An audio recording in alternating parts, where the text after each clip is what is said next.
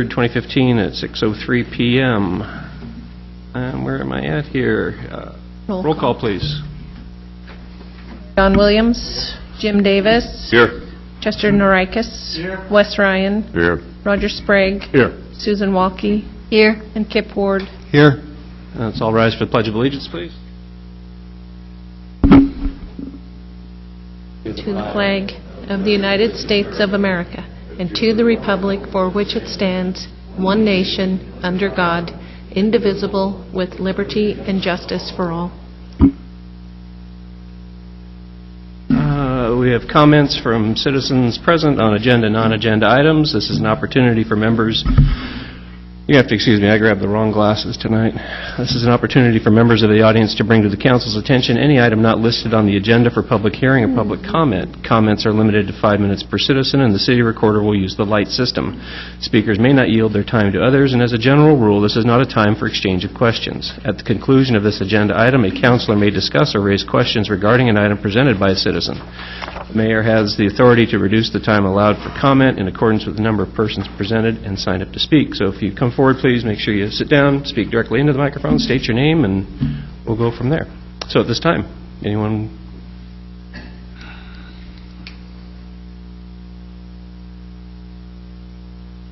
Oh, we have a nice. And you are up first. Ken Roulette, Lincoln City. Last council meeting, I came in, we talked a little bit about economic ecosystems, socioeconomics, modeling, even some risk assessment based upon some numbers with unemployment, food stamps, things of that nature. So I'm going to rehash for a second, and then we'll get on to the next phase of my presentation. Basically, when you have an economic ecosystem, you look at an individual business or enterprise, and folks go, okay, Joe's electric shop. But it's not Joe's electric shop. You know, he's a supplier, he's a vendor, he probably does business with 10 other folks just to support his business. And in our case, you know, back of the napkin math, last time I said 25. Actually, I did a little more research, 37 different suppliers and vendors that we deal with. So it gets big in a hurry. When you talk about Lincoln City specifically, Lincoln County, and the socioeconomic impact that all of these businesses, all of these enterprises, doesn't make any difference whether you're the factory outlet stores, the casino, Kip's Anchor, you know, all of the businesses in town are ecosystems, and one way or the other we have connections. And it gets pretty tough when you're in a position where, you know, 56% of the pregnant women are on WIC, 65% of the school children get free lunch, 90% of those get a free breakfast, and 58% are on summer meals. I mean, we're talking about a community that in terms are food insecure is what the Oregon Food Bank would call it. People that don't know where their next meal's coming from. Kids that are trying to study in school. They're trying to get an education and be you know, contributing members of our society or our community. It's tough. The numbers themselves on the handouts I gave in the emails that I had sent prior to the last council meeting show that we have a documented 28.5% of our citizens are on food stamps. Now that's economic modeling that is derived because you have folks that are directly on food stamps, and then there's actually another 10% or so that are on other state programs that for whatever reasons, they may be too young, they may be too old, they don't have an advocate, that simply aren't counted.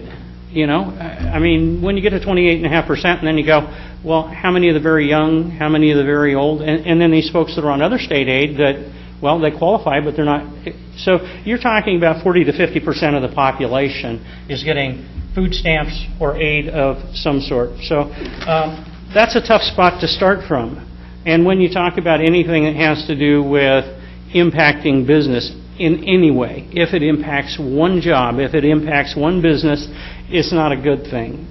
Specifically, to the vacation rental issue, which has been a hot-button issue the last couple of years. Last urban renewal meeting, I was somewhere between laughing and throwing my shoe at my computer screen when Kurt Olson got up and said, "We need attractors. We need things to attract folks to Lincoln City." You have 400 VRDs that spend millions of dollars every year, and those folks wind up patronizing not just the place where they stay, but all the other businesses in town. They shop, they eat, they travel, they play, all of those things. So it is a really big deal that sometimes folks don't think, well, attractors, it's a shop down the street. People don't come for the shop down the street. Well, they do. And I guess I look at the business environment and the socioeconomic system in Lincoln City and I go, step number one should be the Hippocratic Oath. Do no harm. So before you make any decisions, you have to look at the entire ecosystem, the social impacts. Are you going to drive food stamps to 70% of the population by making a move? The law of unintended consequences? The old cliche of the road to hell is paved with the best of intentions. Do the homework, make sure you do the research before you, make any moves. And when I hear things like the acronym livability, boy, that's a loose word, isn't it? I can tell you that, spending a lot of time on the various government agencies, the various communities around the country and looking at it, and you know what's at the top of the list when it comes to a community's livability? It's the economy. Crime, education, housing, cost of living, transportation, public transit, groceries, shopping, fitness, entertainment.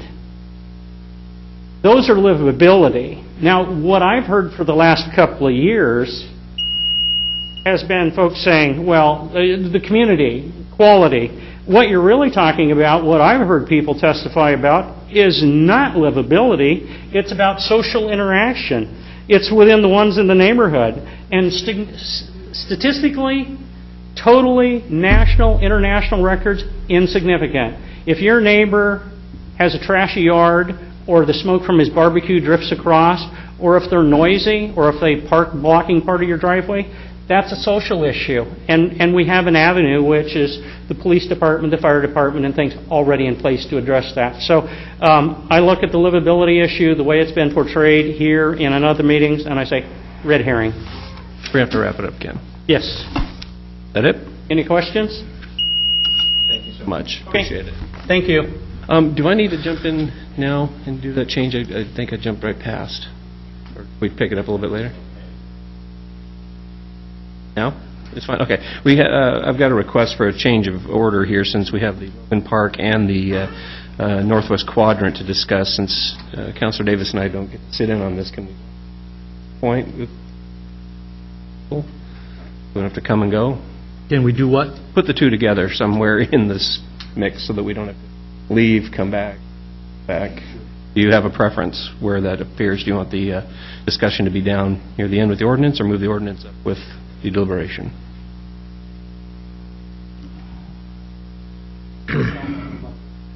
Nor I. Okay, how about we put the discussion down with the ordinance, because then we can wrap it up and come back for the city manager.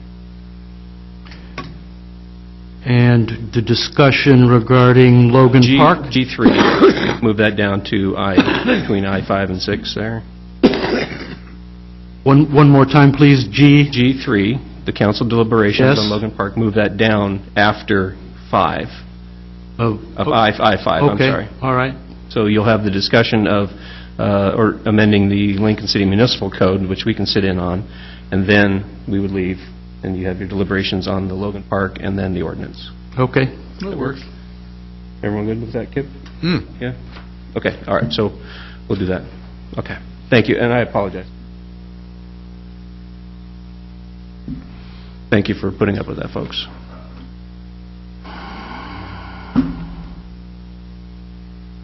Mr. Mayor and members of the council, most of you don't know me.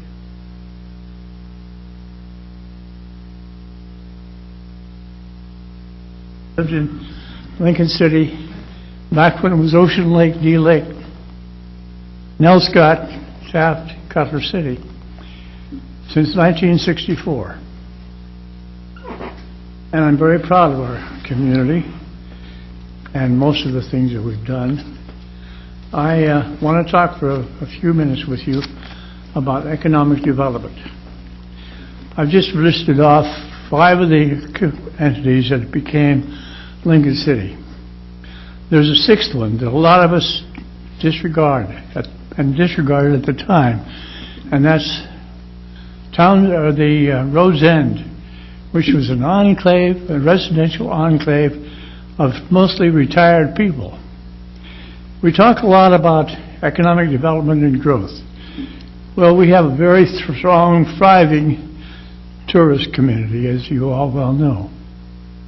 But we also have the distinction of being able to attract hundreds and hundreds of retired people to our community. If you look around, you'll find a lot of them are here because they came first as tourists and they found out what we have. So that's one thing I wanted to mention about the economic development of our area. Another indication of that, by the way, is the development of Salishan. John Gray very wisely looked at that and said, hey, why not take advantage of what we already have?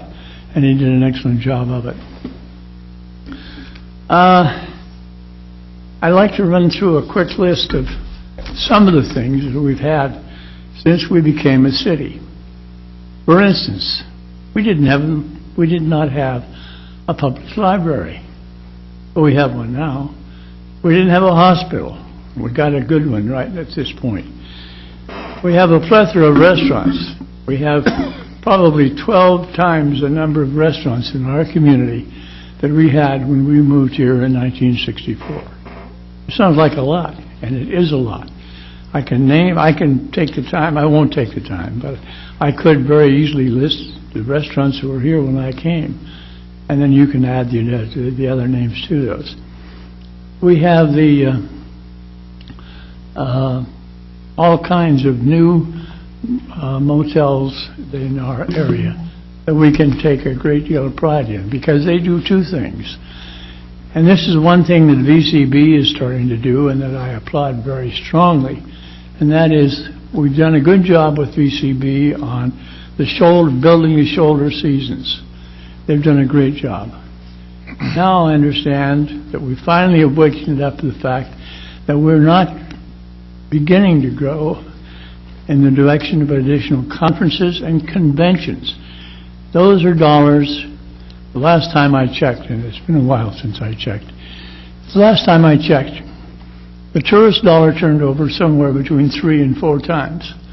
The convention dollar turns over 6 to 8 times. That's a substantial situation. We have the motels to handle them. We have the facilities to handle them.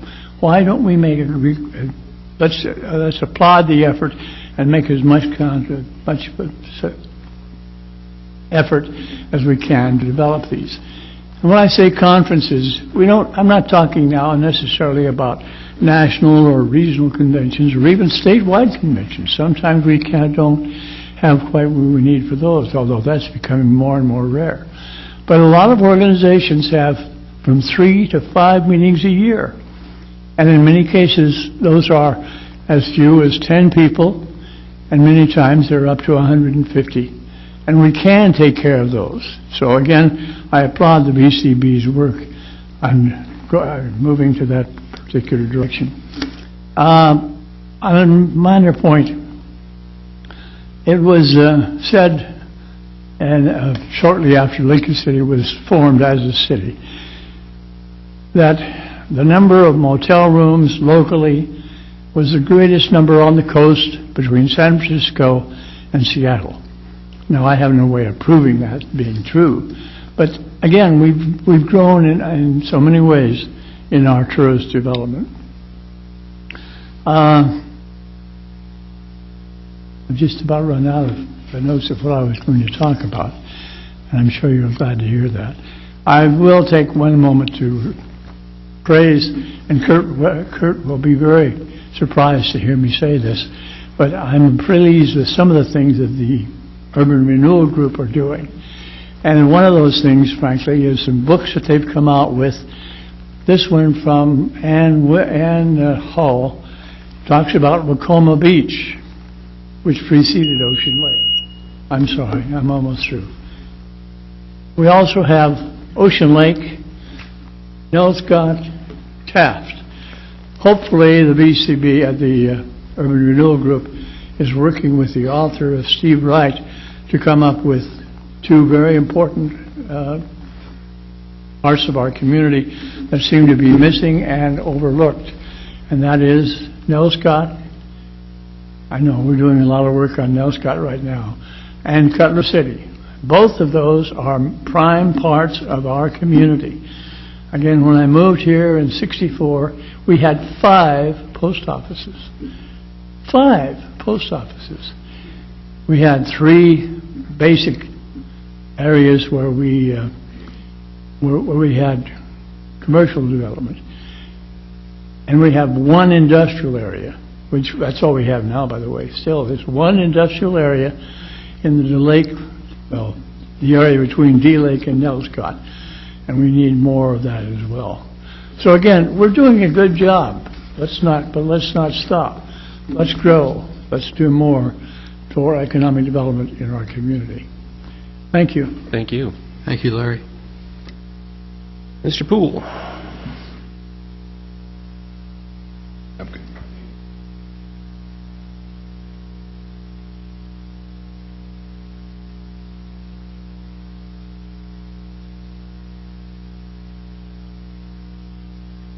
Out some photos. As long as you've got a copy for a recorder. I just want to, I told you I would say this, is that if this is about the VR rezoning, the record is closed.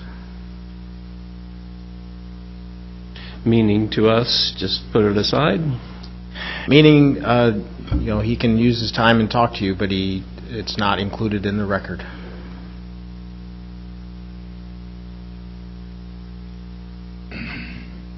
Thank you.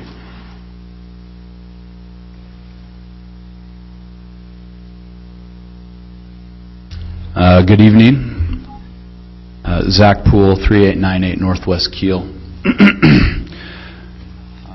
My sole purpose for being here tonight is to respectfully ask the council to clarify the zone and include this property at 3898 Northwest Keel. And I'd like to talk to you about a few reasons why I believe it was looked over when the resolution was made, depending on how you view that resolution a couple weeks ago. As you can see in photo 1 here, our driveway is located on 39th Street, which is a very busy arterial street down into that zone. I ran a rough calculation, and at this point, if it's not in the VR zone, we would have to abide by the rules of 180 nights, and as of last year, that would have cut 21 nights out of our rental. We feel like the house is a great amenity to Lincoln City and attracts a lot of families and multi-generational families. It has 4 bedrooms, 3 of which are master suites, and attracts an affluent customer to town that spends lots of money. It's been a responsibly ran VRD for over 6 years. In the beginning, we had some issues. We had it with a management company, then we self-managed, and we've corrected many of those. Very rough calculations. We've paid, and again, these are very rough calculations. I'm reasonably sure we've paid well over $20,000 in transient room tax to the city over the past years. I checked at the planning department this week. To go through the zone change, the fee for this house is $2,500. That's $2,500. And at this point, you know, it's been through the planning commission, and they didn't object, as I understand it, to this. It would be a lot. It would save, I think, everybody time and money to include it. We've got some capital expenditures that we're looking at. A short example would be two new sets of couches to keep the home nice and attracting good clientele. That's over $4,000. I would really prefer and hope that we could put our money there rather than into the zoning change. And to cut nights out of this, I mean, what it does is it makes us have to, I would assume, I mean, I'm not going to break any rules, and I believe that it would limit the nights that we'd rent, for instance, in November, December. And the VCB has a lot of marketing programs to attract people and families to town during those shoulder and off seasons. And if you just cap it at an arbitrary 180 nights, which is, I believe, the way it's going to have to be, we're not going to be able to rent in those shoulder seasons.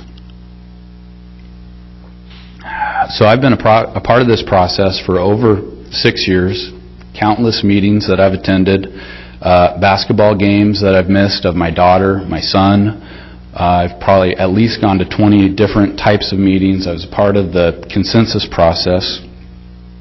Tonight, as a matter of fact, 7 p.m., my family is at the magic show right here in town. We were at the community center earlier today. So I'm really just, I want to make a respectful, impassioned plea to include this house in the VR zone. As you can see, the glossy photo in here, you can look right across the street into the new VR zone that was talked about. You can clearly see the casino, you can see Cascade Head, you can see the motels. It makes a lot of sense to have this house as a vacation rental. So in closing, I would respectfully ask the council to consider a clarifying amendment. Again, a clarifying amendment to include this corner property located at 3898 Northwest Keel, the driveway's on 39th Street, in the VR zone map. And I thank you all for your time and your service to the city. Thank you. Thank you, Zach. Appreciate it. Thanks, Zach. Thank you. Just like, Your Honor, just for the record, that you may not consider the record closed. I believe it was March 3rd. So this information is outside the record. Thank you. Tim Price.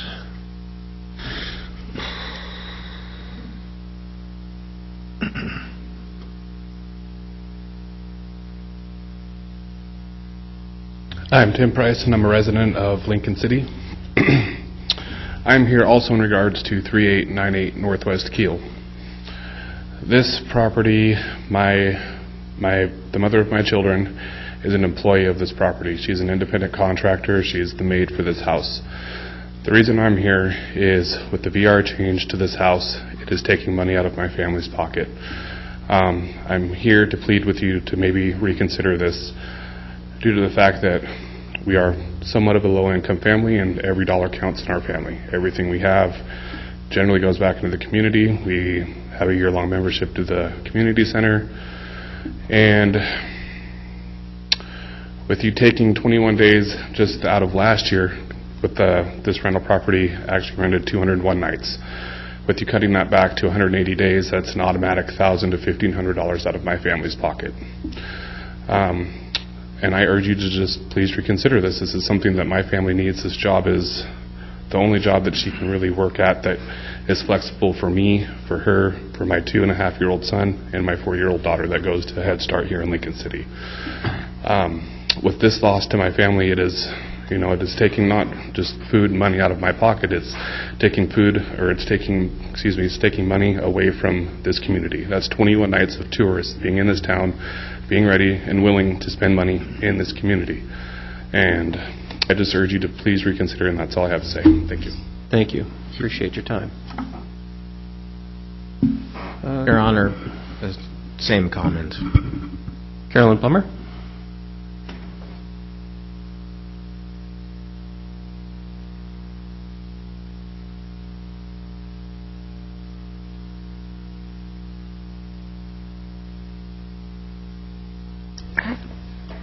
Good evening. My name's Carolyn Plummer. My company is Pacific Retreats Vacation Home Rentals. And I could pretty well just say ditto to everything that Zach Poole said, except it would be about a different property. The consensus group's recommendation for the yes-no zones, the initial map for the proposed VR zone that you folks first started to consider, labels the area on Northwest Jetty between 21st and 26th on the east side of Jetty as being included in the VR zone. But through the request of one neighbor, that whole strip between 21st and 26th was omitted. And that was what you voted last, when you voted. I'm looking at the packet for this evening's meeting, which includes a map with the changes that were made before you voted on it, and that strip is included in the VR zone. The owners of the property that I'm here to represent, they're out of state or they would be here themselves. Their home is on the southeast corner of Jetty and 26th, so they are the last property to be affected by this omission at the north end. They've owned the property for several years. It's been in our program ever since they've owned it. It's had no problems whatsoever. We've had a couple of minor things, but we were able to address them immediately, and that's been several years ago. It was my understanding that your objective in laying out the VR zone excuse me, was to make the vacation rental areas close to facilities and things that visitors to the area would want to take advantage of, such as the casino, such as beach accesses, ocean views, have it make sense. Well, this particular home that I'm talking about, it has an ocean view. It's directly straight back from the public beach access on 26th. If you take it out of the VR zone, you're assuming that if these folks decide to ever sell, that they're going to sell to someone who will either want to limit their rentals for 30 nights per year, which, at 30 nights per year, why bother? Or that they would be selling to someone who would want to live in the home. Well, the home has no garage. It's very close to the street on both sides, on the corner, and I can't imagine it lending itself to someone moving into it, especially like a retired couple or whatever. It's a two-story house with the main living area and kitchen on the second floor. And I know myself, at my age, I wouldn't buy a two-story house. I mean, it doesn't make any sense. So I feel, at the very least, if at the first opportunity, you should reconsider that area between 26th and 21st. At the very least, you should consider those three lots that are between 26th and 25th. This home is one of them. The other two properties, one is a very, very small cabin. It too would just not lend itself to a permanent resident. I wouldn't think so. It looks like it's maybe about 600 square feet at the most. And then the third property right on the corner of 25th and Jetty is a mobile home that is made to look like a log cabin. So I would request that at the first opportunity you reconsider at least those three lots between 25th and 26th. Then I have one other question on the agenda, and it was on the part about reorganizing the order that business is conducted at the city council meetings. And one of them says, and it's regard to public input, the time that I'm speaking right now. It says, oh, here it is. I'll make it really quick. A few words are added to the one that is currently in effect. It's number E on your section 1 in the ordinance 2015-01. It says comments from citizen present on agenda and non-agenda items. And then the part that's added says not involving public hearings. That part I understand what it means, or public comment. And I guess I don't understand what the public comment would address. So maybe someone could clarify that sometime today. Well spotted. All right. Thank you, Carolyn. Appreciate it. Thank you. Mr. Carolyn? Pat, I'm sorry. Colin? Your Honor, the same comment applies. The hearing is closed and the record is closed. Yeah. Good evening, gentlemen. And very nice And lady. to have a woman aboard. Long time waiting. I too am addressing the name change. I have a different set of books. I don't know if any of you have ever read them. This is Cutler City, and we've got D Lake. They're all wonderful books, and they're all upstairs, or downstairs, at the library. And I strongly suggest that you pick up at least one, if not all of them, and read the history of this area. It's very rich, and a lot of people know it by Lincoln City. A name is not what makes this town, it's the people. And we have wonderful people who live here, and I'm really strongly opposed to changing the name and wasting that money when I have to go through potholes every day. Spend my money on the pothole, or better education, or getting rid of all the cords in town and burying them underground. But that's all I wanted to ask. Well, thanks. I'm going to... Do you reconsider? Oh, I'm sorry. Were you done? I interrupted. I apologize. No, that's okay. Well, I was just going to make sure that you're aware and that everyone else is aware that nothing can happen without a vote of the people on this issue. Okay. It's not up to the council to change the name. It's strictly up to the people. Well, at So it's this just point, then I talk. kind of wish that you wouldn't put it on the ballot because it's going to be a waste of money and be defeated I appreciate as that, far but as I know. just letting you know it'll be in your hands. Don't waste my money. You know, fair There's too enough. many things to be done here than to what I consider something frivolous as changing the name. Fair enough. Thank you. Appreciate it. Thank you. And try reading the books. They're very good. And they I all are by Ann Hall. Right. Our own Ann Hall. All right. Anyone who didn't sign up would like to come forward? All right. No one. So we move on. All right, we are at consent agenda. The consent calendar consists of items of a repeat or routine nature considered under a single action. A councilor may remove a consent agenda item for separate consideration upon request, and we have no items for consent agenda. Special order of business. 1, grant application, development of Taft Park. Speaker, just sound louder. Is it just me? No, it sounds okay.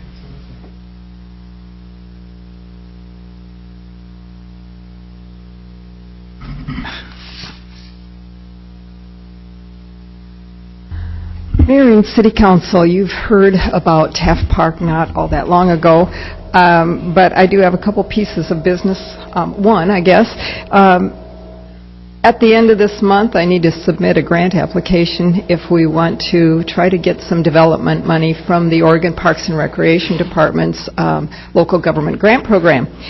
And I am asking you this evening to please approve the resolution that allows me to go ahead and submit the application and also commits the city to match and to long-term maintenance of the park. I am not going to take too much of your time this evening because I know you've seen most of this before, but I do have a couple new things to add. Taft Park down here, we're at the old Taft Elementary School site. We've all agreed it's a great place to locate a park. The city just moved to offer the school district, make an offer, and the school district has verbally accepted that, and we are working on getting something in writing on that I want to talk to you a little bit about the planned uses for the park. I had thought maybe that we could generalize about what kind of uses or have a list of uses and say we'll pick them later after a more public comment. However, I talked to the program coordinator for the Oregon Parks and Rec, and he said, if you come in with saying you're still going to have some public input and to talk about and decide later. He says, I think the reviewers will feel that maybe you're not quite ready for a grant yet, and you should do more work first. And so he suggested that we go ahead and decide what uses that we would propose for the park, and then if we need to, after we receive the money, and do some more design work, we can make an amendment to the plan. So I want to talk to you a little bit about what I chose to put in the grant and see if you agree.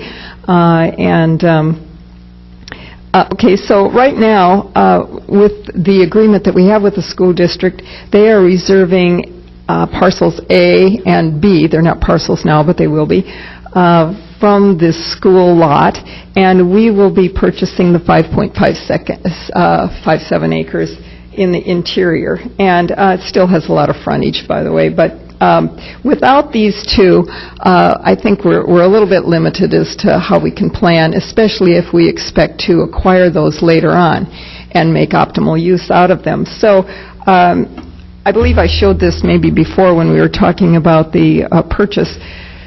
But here is a concept, and it includes an expansion of the soccer field. The soccer field is not as long as regulation fields, so we would have some extension there. We would include the covered tennis and multi-purpose shelter that for which we have received a bequest of about $500,000. We would include a playground in the south corner, a picnic shelter, and sand volleyball, restrooms, and concession, and the rest we would use for a dog park. Okay, so the soccer is the only field that we have in town for non-high school play. So that means that all the adult games go on here, and also the youth practices go on here. So that's a pretty important field. Expanding it to regulation just makes it more, gives more opportunity for using that field in various ways. So I think that's fairly easy choice. The covered tennis and events and other activities facility, we have a lot of match for that, and we will use that match for this grant in addition to the purchase price. So that seems to be sort of a no-brainer also.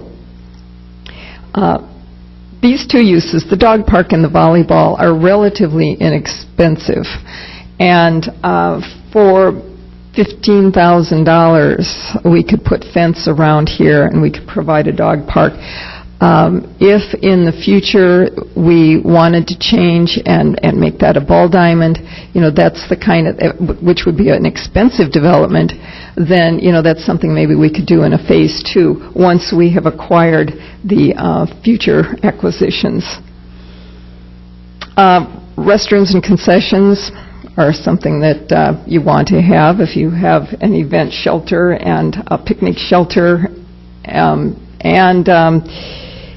a playground is something that we really need, and I think we've gotten a lot of support for that.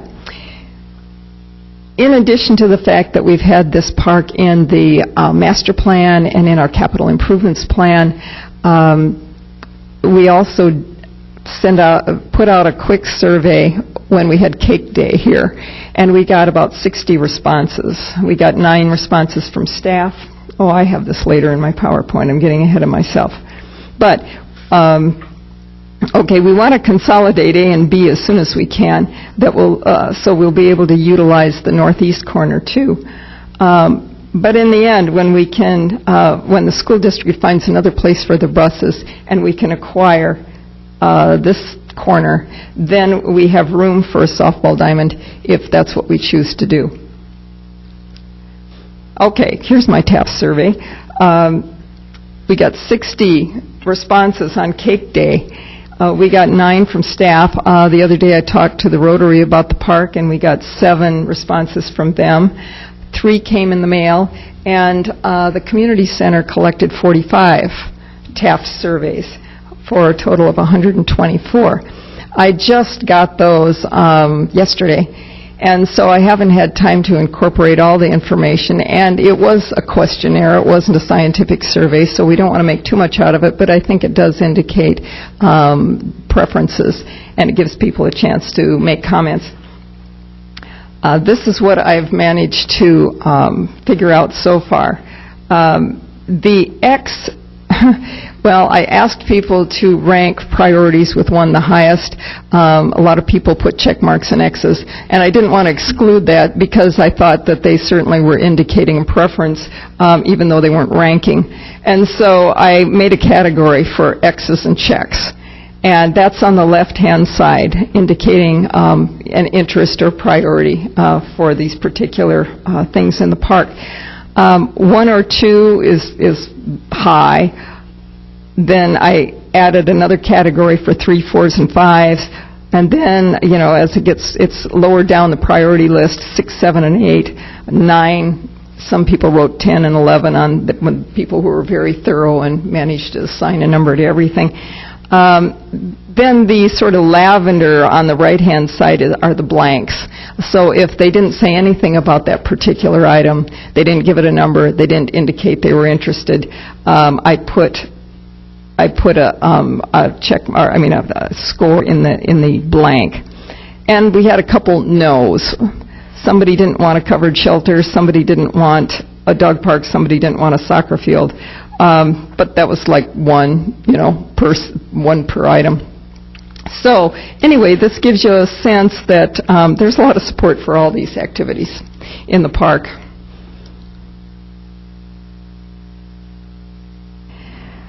The total grant request is $750,000, which means that our match would have to be at least $500,000 if we want, and we'd have a $1,250,000 project. We can contribute more match than the $500,000 if we so choose, and we probably will need to if we want to do the number of things that we've talked about. Some of the biggest items are the purchase, of course, but we only get to claim a portion of the appraisal for the entire site as match. I think it's more like $287,000. The covered shelter, depending on what we want to do with that, I'll show you some drawings in a minute here, how weatherproof we want to make it and so forth. It could be quite expensive. It certainly could be less expensive. But this is the range that we're looking at. For the dog park, the organizers of the dog park a few years ago talked about a $20,000 budget. I don't have that exact budget, but I understand from one of the leaders of the dog park organization that it included a lot of sort of luxury items, and so this is something that could be somewhat less expensive if we need it to be. Basically, what the dog supporters or dog park people really want is a fenced-in area. And then, if they can have picnic tables and some trees and a water fountain for the people and the dogs, that's great.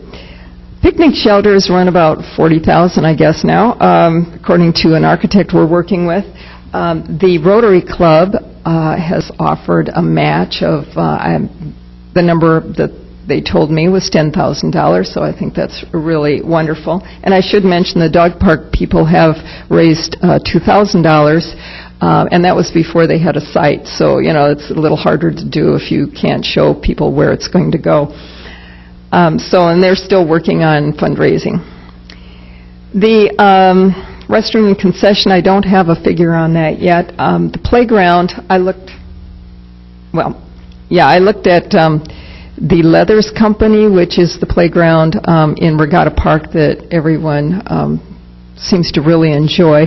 It is a community effort in terms of building it. The designers come into the city and work with the community on what it is they want in the park, and they work with the kids as well as the parents and other adults in town. So anyway, I looked at one for about the size of park that we're going to have, maybe 9,000, 10,000 square feet, and $200,000 seems to be the amount of money. Now, again, we can vary that if we need to scale it down a little bit, do some more natural type play features rather than the kind of equipment that they provide or the kind of structure. Anyway, I wanted to show you a few pictures and then I'll quit talking about this. This is the large covered tennis shelter, multi-purpose shelter. This is a concept that was provided to us. It accommodates the regulation-sized tennis court and the area around it. It would provide screening, probably chain link. It could be removable for special events. This would be the south view of it, so it's protected from the south. The big opening on the west side is where we talked about perhaps using glass or something like that to really increase the usefulness of the and the comfort level for using the shelter in some of our inclement weather. Here's an arrangement of the park elements on the site. Here's the large tennis facility, smaller shelters for maybe 20 people, 20, 40. When I looked at the surveys that we received, we had a lot of people who were interested in the 20, 30, 40, 50 people type shelter. One person wanted one for $5,000, but I don't know if we can help him. Here's the restroom facility, and it also has area for a concession stand and a family restroom as well as the male and female. And then here's their conceptual drawing of the playground. This is picnic tables outside the concession area, the dog park. I think that's not quite illustrating the dog park because it would have a chain link fence around it too. And the soccer is at the north end. Here are just a few photos showing the Leathers playground, and they do something unique in every park where they work, based on what the community says they want.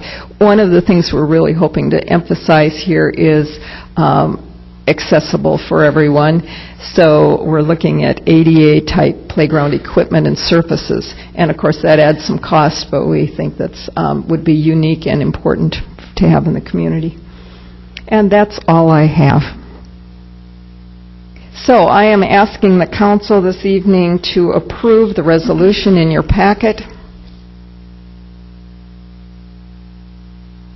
And we'll answer any questions. Yeah, I have one. Yes. I think you wrote somewhere that, or I read somewhere that the tennis court was going to be 50 by 100. That one, is that right? Did I read that? I think it's 60 by 100, actually. Okay. Yeah. I was going from memory, which isn't very good these days. Is that one that you presented there, is that to scale? Yes, I believe so. It seems bigger than what I had. Well, I love it. But it provides room on the sides and behind the baseline on each end. So, it does get to be a pretty large structure. And besides that, the roof, the recommended height of the ceiling is 35 feet. So that's another reason why it's maybe seems really big. And the last thing I would have is I would suggest that you consider maybe dropping by a Bay Area Merchants Association meeting to see if the Bay Area merchants have any preferences. That sounds great. I did send a request for a letter of support. They provided a letter of support last year when we submitted the grant, and so I would be more than happy to go. They would love to have you there. Great. Mr. Mayor? Yes, sir. Yes, there was some talk about making that tennis court building a dual purpose so that you could pull the net and then have basketball in there as well. Is that part of the plan? Yes, I don't know whether, I don't think I included the slide. I could have put more in here. One of the drawings shows a basketball hoop at both ends, and we have to yet figure out how we're going to paint the lines. That's my concern, is how do you paint the lines for tennis and also paint the lines for basketball. Also, we have somebody on our staff who used to play inline skate hockey in one of the buildings in Taft, and of course that building's now been demolished, and so they're kind of eyeing this for inline hockey. There's pickleball, just all kinds of games, plus events, community events, and so it could be a really exciting place. If you had a basketball backboard and net, rim, so on, at each end, that roof looks to me like it would be too low in order to really play. It's still pretty tall at the ends, and I do have the dimensions, but the architect is aware of that, and I think it's still 8 foot on the end, the opening. I think that's what he told me. So right there, and then the basketball hoop would be up here inside. We'll check on that. With somebody with a high arcing 3-point shot, they might hit the roof before it hits the rim. So on that subject, if I might, I remember the bequeath was for a tennis facility. Would doing any of these things alter that? Have we spoken to the executor? David Hawker had talked to the attorney who was in charge of the bequest, and to make sure that a multi-purpose would be all right, and that's was what he came away with, was that would be okay. And actually the bequest says that it's for recreation, and that the man's preference was for covered tennis, but in order to honor that preference, we're trying to do that. What I had hoped was that we might have money left over, depending on how much this costs, to also maybe cover one of our outdoor tennis courts up behind the Dorchester. But depending on what we want to do, and for instance, if we want to put glass on that west side, that would be a pretty expensive item. And I'm still working on the budget, kind of shaking out some of the other items, such as utility extension. We want to redo the 16-space parking lot that is in close proximity to this shelter, make sure it's ADA compatible. We want to have sidewalk all the way around and through the park. Landscaping, it's going to require some landscaping and some site work. So when I get numbers from, I've got a plea out for everyone to get me numbers this week, and so once I get that back, I'll have a better idea of exactly how much money we're going to need to use of the bequest. Yes, sir. Would this qualify for working with somebody like Energy Trust to use solar panels or decorative windmills to generate power, so that you would not have to be paying the utility bills? Because that would, to me, that would be a perfect concept. Actually, that's interesting. The architect mentioned having solar panels on all of these south-facing roofs.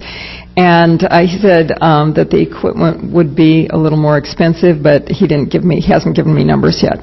But yes, thank you for bringing that up. I just think that if it's within the realm of reason, that it would be a good way to prove that more people should be doing stuff like this to their own homes. Setting an example. Yeah. Mm-hmm. And I like the concept, but anything that we can do to generate power on that site to take care of some of its own power needs, I think would be advantageous for everyone. So, just a thought. Thank you. Also might help you with your grant. Yeah, that's true. Further questions? You can always say we're considering it if we don't commit. Please. How much acreage the dog park taking up in the that you have?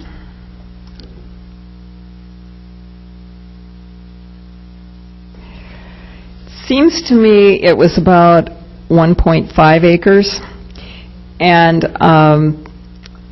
it may be shrinking a little. I was talking to the park maintenance, Gary Newman, this morning, and about how they use the field, the soccer field, and they tend to divide it in half and have 2 fields that are going north-south instead of just using one when they have the kids there to practice. So it might require a little more space, so that would trim off the dog park a little bit. To get the soccer field to regulation, where would it go? Partly south, but... This is extending to the east of where it is now, and there is a little bit of wetland on this corner, so when we'll have to do a delineation, and we'll have to figure out how much further we have to go. Go into that other area. If we have to go, I'm hoping that we can get the school district to move their buses down here before we even start, and that would be very helpful. It'd give us a little more room there to work with. But we want to make sure that we talk to this neighborhood to make sure that that they're okay with that. They're getting a big boost here by having a beautiful new park, but we want to make sure that they're okay with having the buses drive by in the morning and the evening, because now they're at the opposite end. So we're going to want to have a neighborhood meeting and talk with them and make sure we can do that and then try to get that done sooner rather than later. The question is about a softball field, and in order to get place a softball field, we would have to do away with the dog park. Is that? Well, I think so. I don't see a whole lot of room left. Basically, you'd have this sort of remnant, and you might have some play area over here. I thought we'd probably want to have some yard around the event center for events where they might be under the covered shelter and also outdoors. But, I mean, you might be able to carve out something here. Can I see the support for the, from the survey, the support for the softball versus the dog park? Oh, okay. All right. Well, we did have some really strong support for the dog park. And these latter ones are the sort of the 3 to 5 to 6 to 8 to 9 and over, which means, less of a priority. The ball diamonds seem to have a more even distribution throughout all the categories, and a lot of people in particular did not respond one way or another to a ball diamond. Did not respond. Yeah, the real tall column. Sure. Were you done? Oh, I'm sorry. Yes. I thought she was done. Yeah.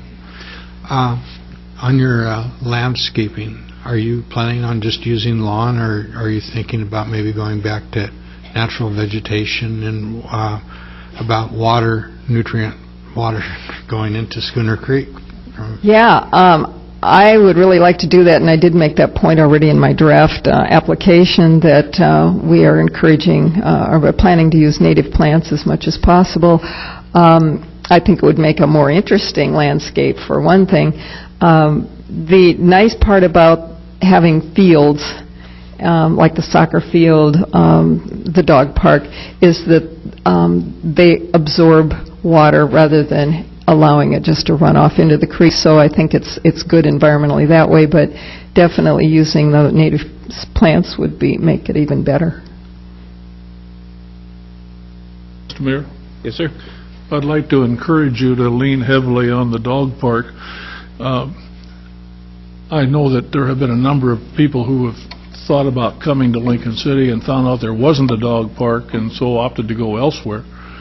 I can tell you from family experience that our daughters have a dog, and one of the things that they really miss, because they use the dog park in Seattle area. Mm-hmm. In fact, there's many more than one there.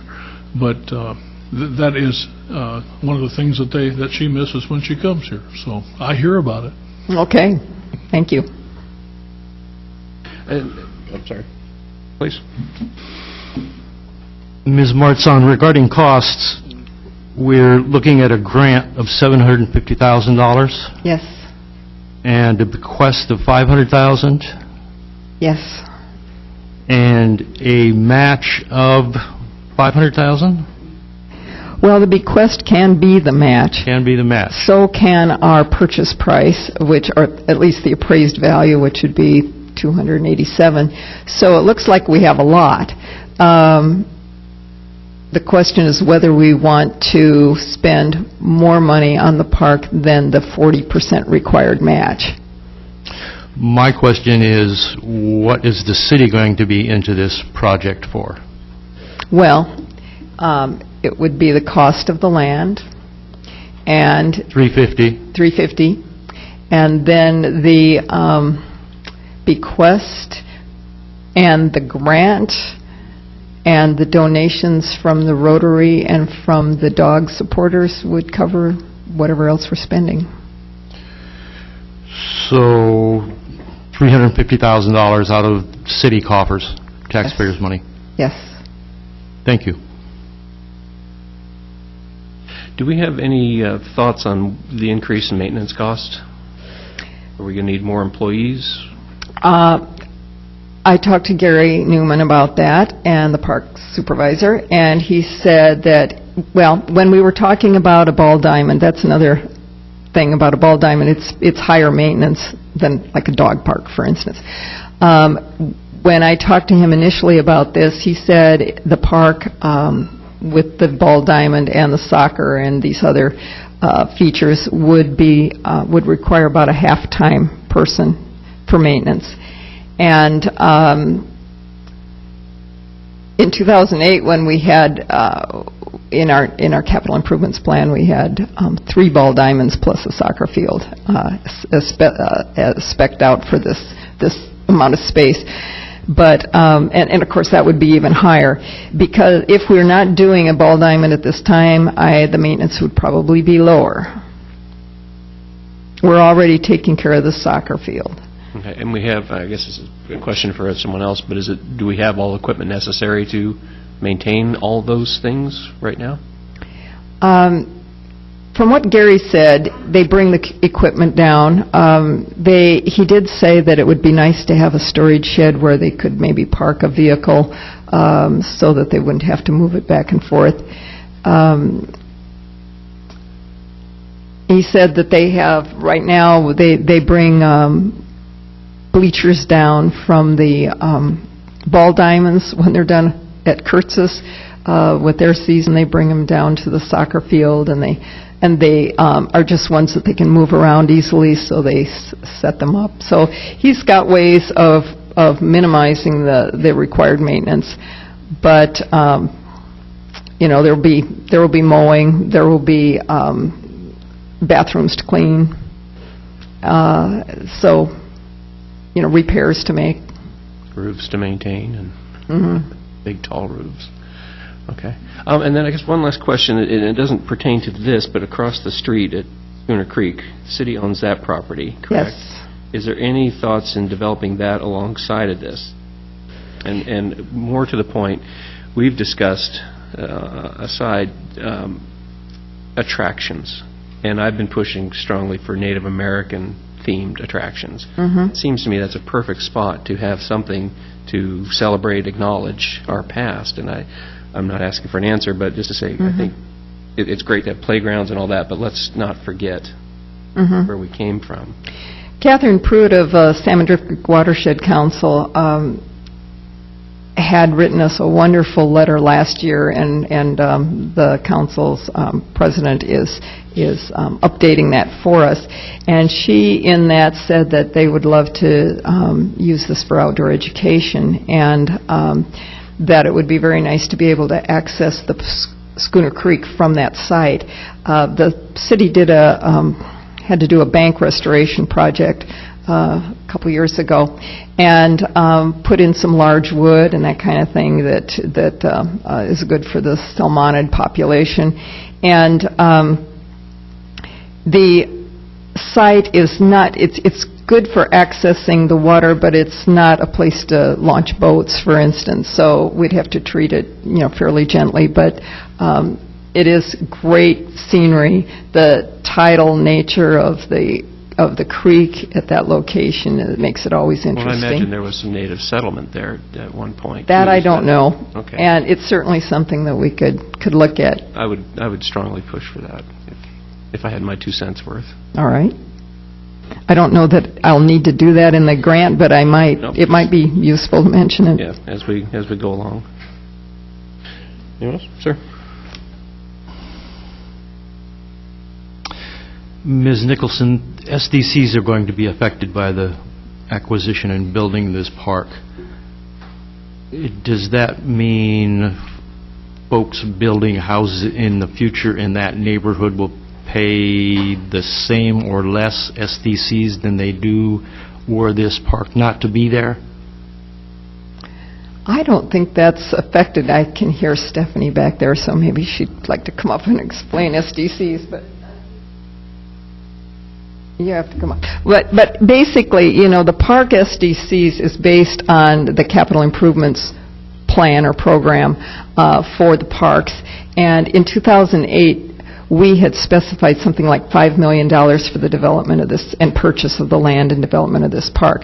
So now that we are purchasing it for $350 and we are getting grant money to cover a lot of the rest, we hope, and a bequest, it should decrease the capital improvements budget for Taft Park and then the overall SDCs for parks.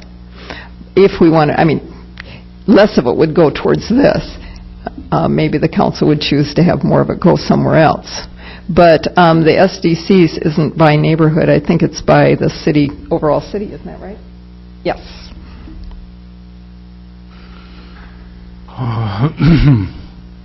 I wonder if somebody could paraphrase that on the council. Well, basically, the SDC money is collected each time something is built. It goes into the pool for the various things of the SDC. There's the water and sewer or wastewater and water and parks, and it's money. It's kind of like a bank, if you will, for use to acquire parks and to, I think, capital improvements of parks. And the Head to Bay Trail was one that... So it's not, it doesn't increase or decrease what people pay for the SDCs. It is the money that has already been paid in there, that's some of it's going to be used, the rest remains in that fund. So SDCs may be redirected as a result of... Pardon? SDCs may be redirected as a result of this new park. Redirected? No. I don't know what you mean by redirected. Initially, it was going to be $5 million required. Well, right.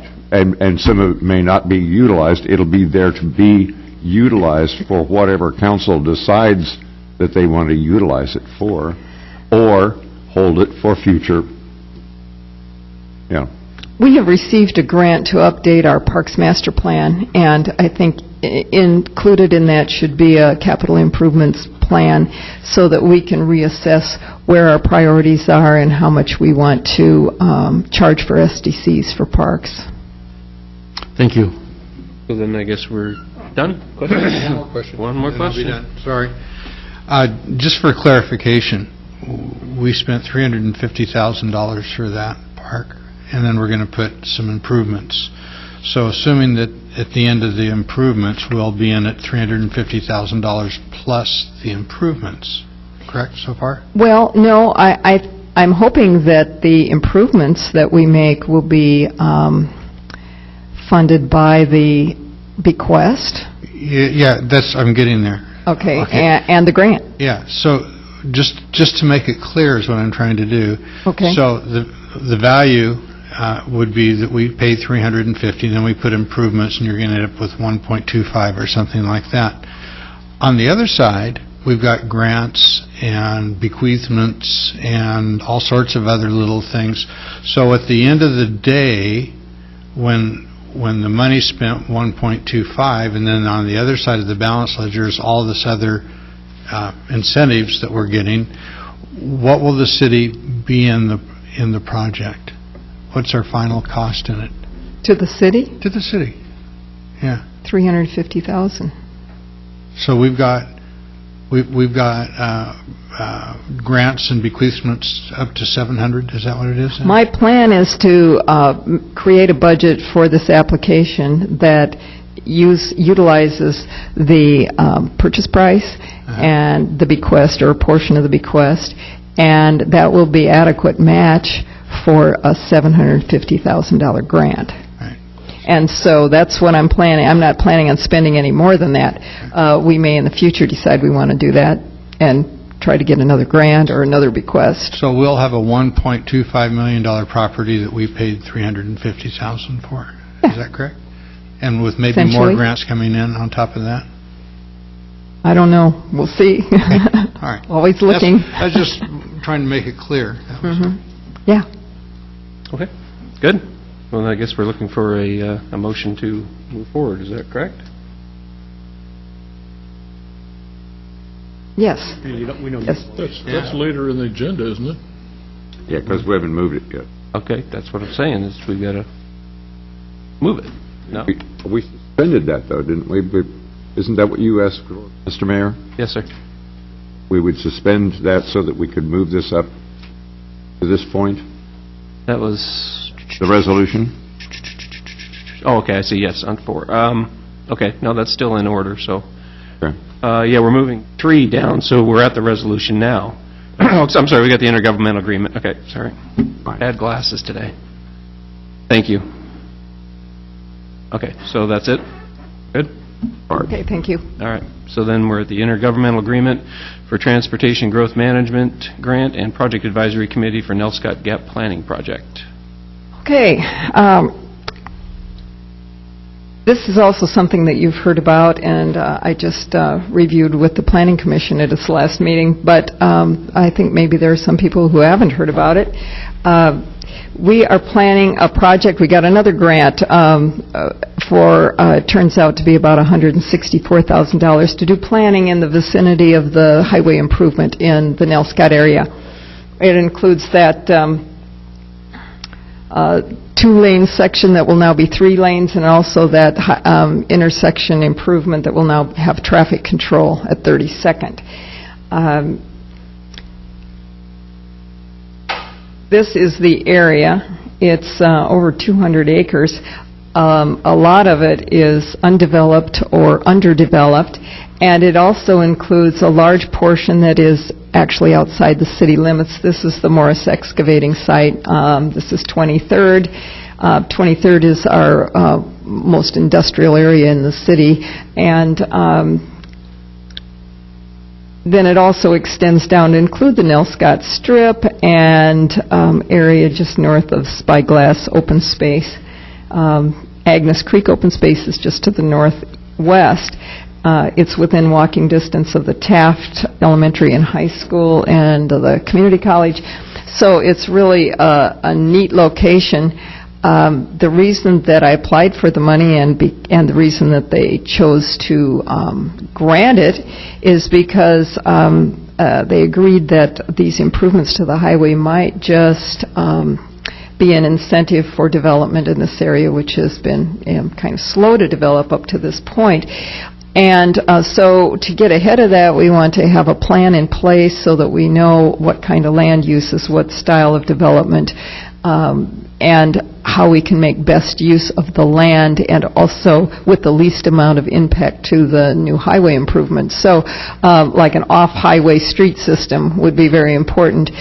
We want to make this a walkable neighborhood, and one where we can have affordable housing, or where we can have additional jobs. So again, this is just the sort of an aerial showing that a lot of this is still in timber. This is from the north end, we're looking at 23rd right here, and the Nelscott Strip at the south end. This is 23rd looking east. A lot of the industrial type uses, probably a lot of people have never even been out there, but the FedEx warehouse is out there, the car impoundment lot is out there, there are some car repair places.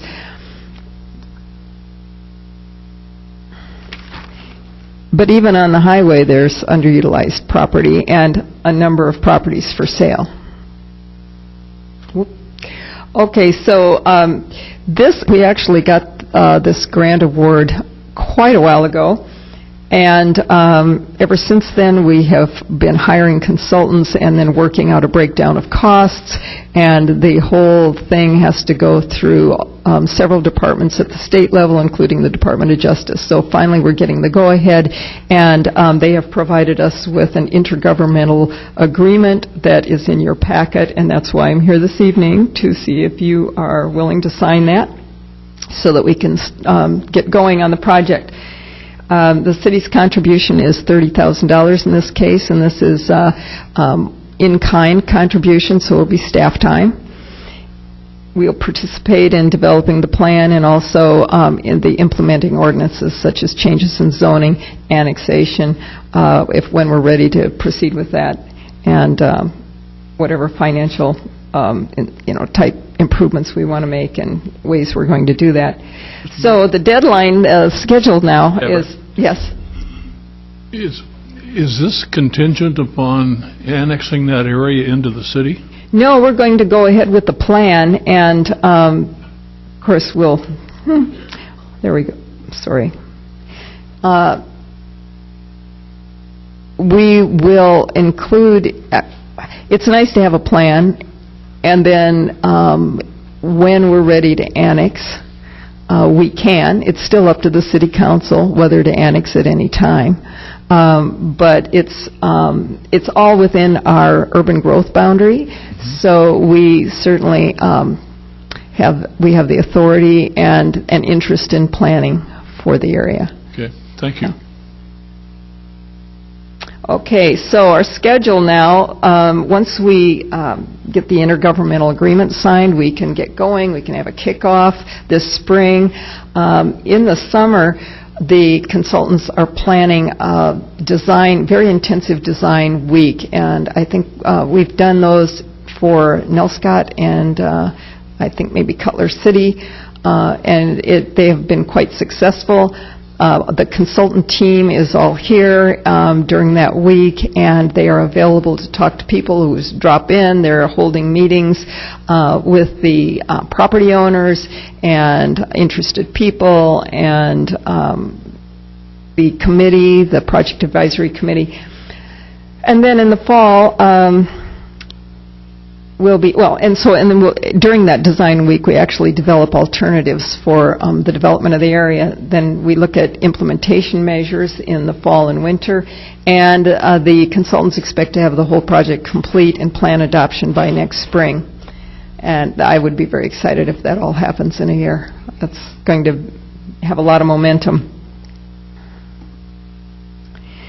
The letters of support we got for this project back when I applied a couple years ago were varied, and I thought they really represented our community nicely.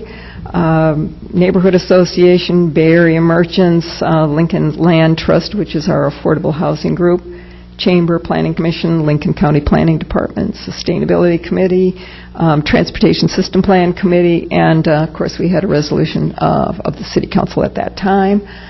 A couple of the questions I have for you. As soon as we get our intergovernmental agreement signed, the consultants are going to be ready to go, and the first responsibility the city has is to have a project advisory committee assembled.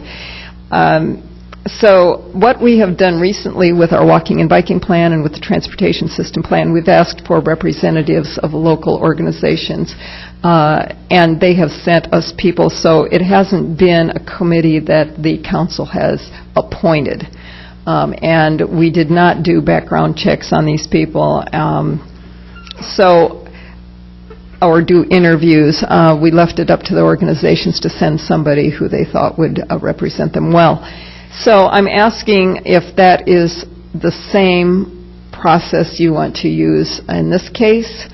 The rationale when we discussed this, and it was about the same time that we were making those, organizing those committees, was the same time when we were deciding that we wanted to do background checks. But the distinction that the council made at the time was that these committees are not long-standing committees. They are advisory. They're for a short period of time and specifically help with the project. The members are representing their organizations. So I just want to make sure that that's how you would like to proceed with this committee. It certainly will be faster if we don't do interviews and background checks. But it's your decision on how you want to do it. And also, I want to just flash in front of you the committee member roster for, in that this is just organizations and not individuals. So in our intergovernmental agreement and the scope of work, we specified these groups for representation. Lincoln County, the County Transit, Department of Land, Conservation Development, ODOT Region 2, and School District, somebody from the Community College, project area businesses and associations. These are the two that come to mind because they are tied to this area. Emergency services, the Siletz Tribe, project area residents, transportation users. I took this to the Planning Commission and asked them, if they thought we'd covered everybody, and they suggested also a student from the high school government class or the alternative school upstairs, at-large interested person, and an environmental group such as the Audubon or the Park Board. Did I miss it? The business owners aren't on there? The business owners are here. Project, okay, I'm sorry, thank you. And I will say about the property owners, I was hoping that the property owners were going to see this as a good opportunity. And in fact, Kate, when a lot of times, several of these people have come into the counter over the past couple of years, and she always, if she knows they're in the area, she mentions the project, and they seem very enthused about it. In fact, I have a couple owners who call me up and say, how's it going, when are we going to get started? They, I think, see a plan as adding value to their property, and they're trying to look for some guidance from the city and also from these experts as to what might be the best use of their property. So one of the things that we emphasized in the scope of work is that the consultants will have individual or small group meetings with the property owners so that they can have those important conversations right at the beginning of the project. So these would be existing businesses in the area as opposed to potential, property owners and potential business.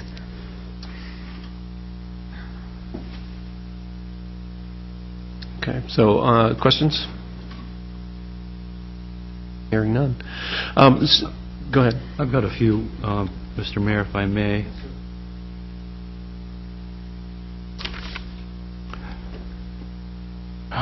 Ms. Martzon, I'm looking at the IGA Section 5, page 5.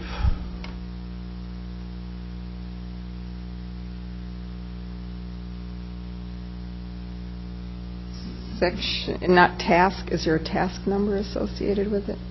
Number A, under Section 5, General Covenants of the City. Okay. City shall be responsible for the portion of the total project costs in excess of the grant amount. We anticipate any excess costs? No.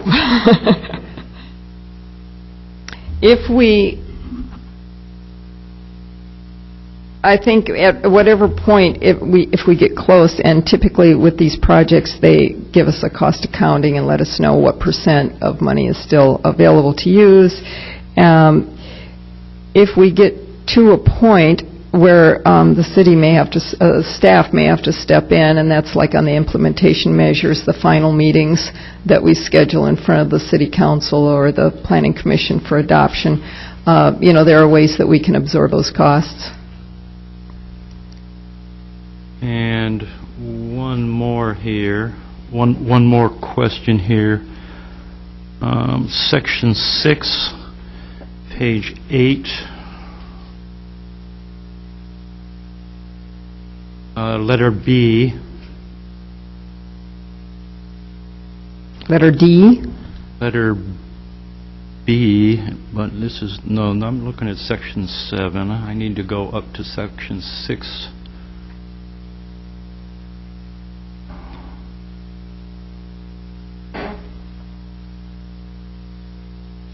Yes, letter B. ODOT will review and approve consultants' work, billings, and progress reports after having obtained input from C.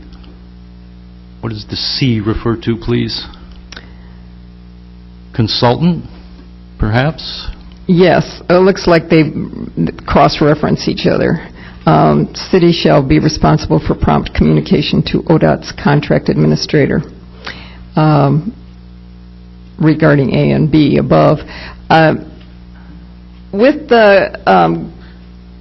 the consultants we now have working on our transportation system plan, for instance, ODOT sends us an accounting, basically, of what they've used out of the available money every couple weeks, and ask for my approval. So I sign off on it, basically, by just responding to the email. And I anticipate that they will do the same thing here.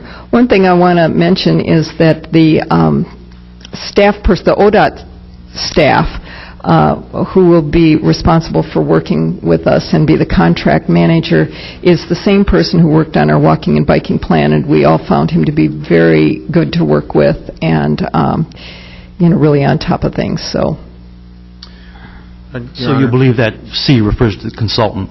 Yes. I actually would think it would refer to city. To the city? Oh. Well, it's kind of odd, and I can ask them if they want to elaborate on that. Right, yeah, it would not be consultant since we're reviewing and approving his work, his or her work. And it matches the section above under A. Input from the city, yes. Thank you. That's all I have. Thank you. Okay. Yes. In response to the amount of money that the city would be responsible for, I saw it in section 2C that it said the city's amount shall not exceed $0. So it made me think that this was a boilerplate thing, and they included some of those Isn't that interesting? visions. Yeah. That made me think that we should. And then there's have E anything that talks about our matching amount, right. and so, yeah, it's, thank you for and that. There were some things that said the design week would be in April or May or June, but you're pretty sure it's going to be in the summer at this point? Well, I looked at the schedule that was initially in here, and given how long it's taken to get to us in the form of an intergovernmental agreement, I think it's not going to be before. I think the summer would be good. Yeah. And then my other question was about the consultants, Kogan, Owens, and Green, if they've done similar projects and who hired them. Was it an ODOT hire? The firm's been around for a long time. We did a request for proposals, and we had a local review team as well as somebody from, I'm trying to think who was on it. Lila Bradley was on it, I was on it, Richard Townsend, Ellison Robertson was on it. And then we had the contract manager from ODOT. And so we had some really good applications. They were impressed that we had received that many proposals, because sometimes on the coast especially, you can't, you get one or two, but we had, I think, 4 consultants to choose from. And yes, we thought they would do a really good job, and they had assembled a team already that included Reese and Associates. Rich Catlin's here representing Reese on the Logan Park thing, but they have worked in the Nelscott area in particular. Lawrence Kamar is an architect who was kind of the inspiration behind Olivia Beach, and Cogan Owens and Cogan has been in the area and worked, done work here too. So they all have a track record. They're all familiar with the community. Great, thank you. That it? Thank you. Do we have to do anything on that one right now? I think we've got 2 actions that we need to take, Mr. Mayor. The grant application? No. No? We are looking to authorize a signature and to indicate our preference for the PAC. Right.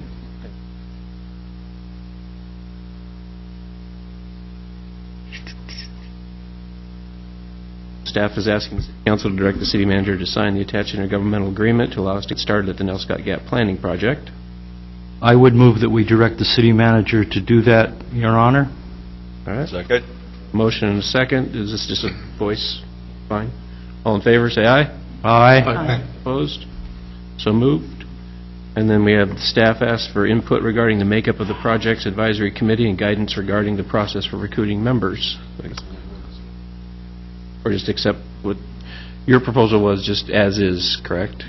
People with no background check, no? Well, I was going to, I basically suggested what we've done with the past 2 committees. Right. That we've assembled, and we've asked representatives of those organizations for representatives. Yeah. I would move that we accept the senior planner's recommendation. Second. I do have a question, however. Yes. Now, is that an advisory committee to the City Council, or is that a subcommittee of the Planning Commission? I did write that. Yeah. Well, I noticed we were working on the bylaws for the Planning Commission, and I noticed that they can have advisory committees. Yes. And, I'm not sure that it's going to make any difference. The transportation committees, we didn't specify that they were council committees, but I guess they were. The way that the grants and the projects have worked is that the consultants will arrange for a planning advisory or a project advisory committee meeting, and then they will take the information, the feedback from that, and sort of fine-tune their goals and objectives, or their, the inventory information or their alternatives, and then present them to the Planning Commission and the Council, typically in a joint meeting. So I'm not sure it really makes any difference. Well, but, going way back to the year 2000 plan, that was a subcommittee of Planning Commission initially. It reported to Planning Commission. Planning Commission then sent it on to Council, where Council decided to do a different, committee and reworked it. I'm just throwing it out there, that if it's, I think it's not a bad idea to have it as a subcommittee of the Planning Commission, but, there's an argument to be made for making it a committee, an advisory committee to the City Council too. But I kind of like it on the Planning Commission level, because that's who's going to be initially doing the send-up of any changes is to the City Council would be the Planning Commission. Did you find that to be a more efficient model? I did. I think it's a nice way to do it, because and it's just an advisory committee to them and gives them some ideas. They can roll around, come up with a plan, and then send it on to on up to the city council. But I agree, Councilor Ryan. The only comment I would have is that it's this council that's appointing the committee rather than the planning commission. Does that make a difference? I would say that we don't plan it, or that we don't appoint, that we go with the plan. I was on the TSP, and it worked really well. And we were representatives of groups, and I think it worked. So. So do we need an amendment to our motion then? I don't know. I guess I'm a little confused at how it can be a subcommittee of the Planning Commission. I think it doesn't include just Planning Commission members. You're talking about creating an advisory body, an ad hoc advisory body at that, from a whole list of stakeholders. So, Do we have to specify, I guess? I don't... yeah, I think if you appoint an ad hoc advisory body and charge them with making recommendations to the Planning Commission and then to you, then that's what their task is, as opposed to their composition. The advisory committees have been more about making recommendations to the consultants on how to reach out to the public, on what they may be missing in their identification of needs or deficiencies, those kinds of things. So maybe this is not an important question. The way we have it, then they'll report to the planning or consultants, who will then report to planning. Then they revise their work and they bring it to planning and the city council, oftentimes in a joint workshop or meeting. So, maybe this is just 6 and 1/2 dozen. Are you comfortable with that? It's a good recommendation of it. I think we're getting to the same point. Okay. So we have a motion and a second. Hold. Good. Keeping your original? My motion was To accept. to follow the recommendations of the senior Right, planner. we're good with that. We're still good with that. So we have a motion and a second on that. Okay. Discussion all done?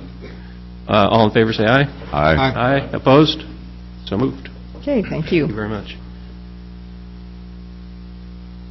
Now we get back to bad eyesight. All right. What else do we have here? Okay, well, now we're moving on to Logan Park. Well, okay, 1 second. Now, we're gonna skip over. We moved that. I'm sorry. Oh, okay. I don't know if you're here because So I should Councilor go away Davis for and a I while. Councilor Davis and I have to leave, and so we thought we'd just drop that down. Staff Sure, grant? right. I think we're at the Okay. resolution. Yeah, so we've got the grant for the... Yeah. I'm so sorry, my eyes are just... The resolution, Your Honor. Thank you. The resolution, there we go. Authorizing application for an Oregon Parks and Recreation Local Government Grant for the development of a park on Southeast 51st Street. I would move that we accept resolution number 2015-08. Second. I have a motion and a second. Does this require a voice vote? Okay, then roll call, please. Davis, Yes. Norikis, Yes. Ryan, Yes. Sprague, Yes. Walke, Yes. Ward, Yes. and Williams. Yes. Motion carries. Yep. And I do apologize, folks. It's just, I grabbed the wrong ones and I can't see a thing. All right, now we're into... Ordinance. Thank you. 201501, an ordinance amending the Lincoln City County Municipal Code Title II, Administration of Personnel, Chapter 2.04, City Council, Section 2.04020, Order of Business, to modify the council rules concerning the order of council meeting business. Your Honor, Sir. at this point, I do the first reading, then we look for a motion on the first reading, and then if you want to do it tonight, we do the second reading. I do the second reading. So I'll start with the first reading. This is the first... I had some questions. Okay. Please. The special order of business often involves groups, proclamations, Presentations. Is that presentations? Yeah. I'd like to see that further up. And council deliberations, I'd like to see further down. Comments from citizens present, I think, should be before council deliberations, if we're trying to, and I agree with Carolyn's comment about what does "or public comment" mean. Number one, the last issue first. Public comment would be like, under 294-160, the state statute says that you can't revise a fee that you've established without taking public comment. So it actually uses the words "public comment." It does not say you must have a public hearing. So when we say public comment, we're talking about a statutory requirement that you take public comment. So that would be separate from agenda and non-agenda items. From a public, as distinguished from a public hearing. So under land use laws, you have to have public hearings under certain kinds of applications, and that's an advertised public hearing, as opposed to simply an opportunity for public comment. Okay. So that's just a technical distinction, but one that we wanted to recognize in our order. Okay. The reason why deliberations was moved up was because of, in part, what you saw this evening. You seem to have people appearing under opportunity or comments from citizens present and addressing you about matters in which the hearing is closed and the record is closed. And there's a constitutional protection, Article 1, Section 8, and First Amendment protection that, people can speak freely on any subject, and they are responsible for abuse of that right. Now, we have not gone to the point of telling people to stop talking and have them removed from the premises because they're violating your rule, basically, by talking about a matter in which the record is closed and the hearing is closed, and they're essentially creating error. They're ex-partying you on a matter in which, the record's closed. And we've had this happen a lot over the last year, and one of the maybe gentler ways of dealing with this was to simply move deliberations up so that they wouldn't have the opportunity to speak to you and create that error before by having the public comment first. I understand.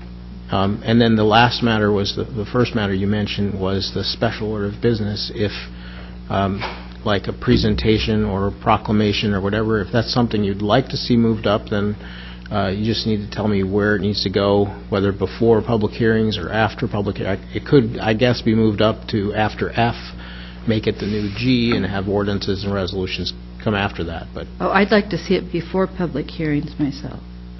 Yeah, I think when I've spoken about this is I want to make sure that one frustration I had when I was just in the audience was that I had to wait and wait and wait and wait and wait before I had a chance to have my say, before the staff got their say, and then we presented awards to the sanitation department for 20 years of service. And so I just want to make sure that the people get a chance to come in and say their piece. Okay, my special order of business that I'm thinking about is scout troops here for a proclamation. Mm-hmm. I don't want Exactly. public hearings. Exactly. Right. So That's what I'm like saying. that before public hearings. so the new F would be special order of business. If you would, looking at the section as it reads, it would be roll call, pledge of allegiance, consent agenda, deliberations, citizens, and then special order of business, then public hearings. I'd agree with that.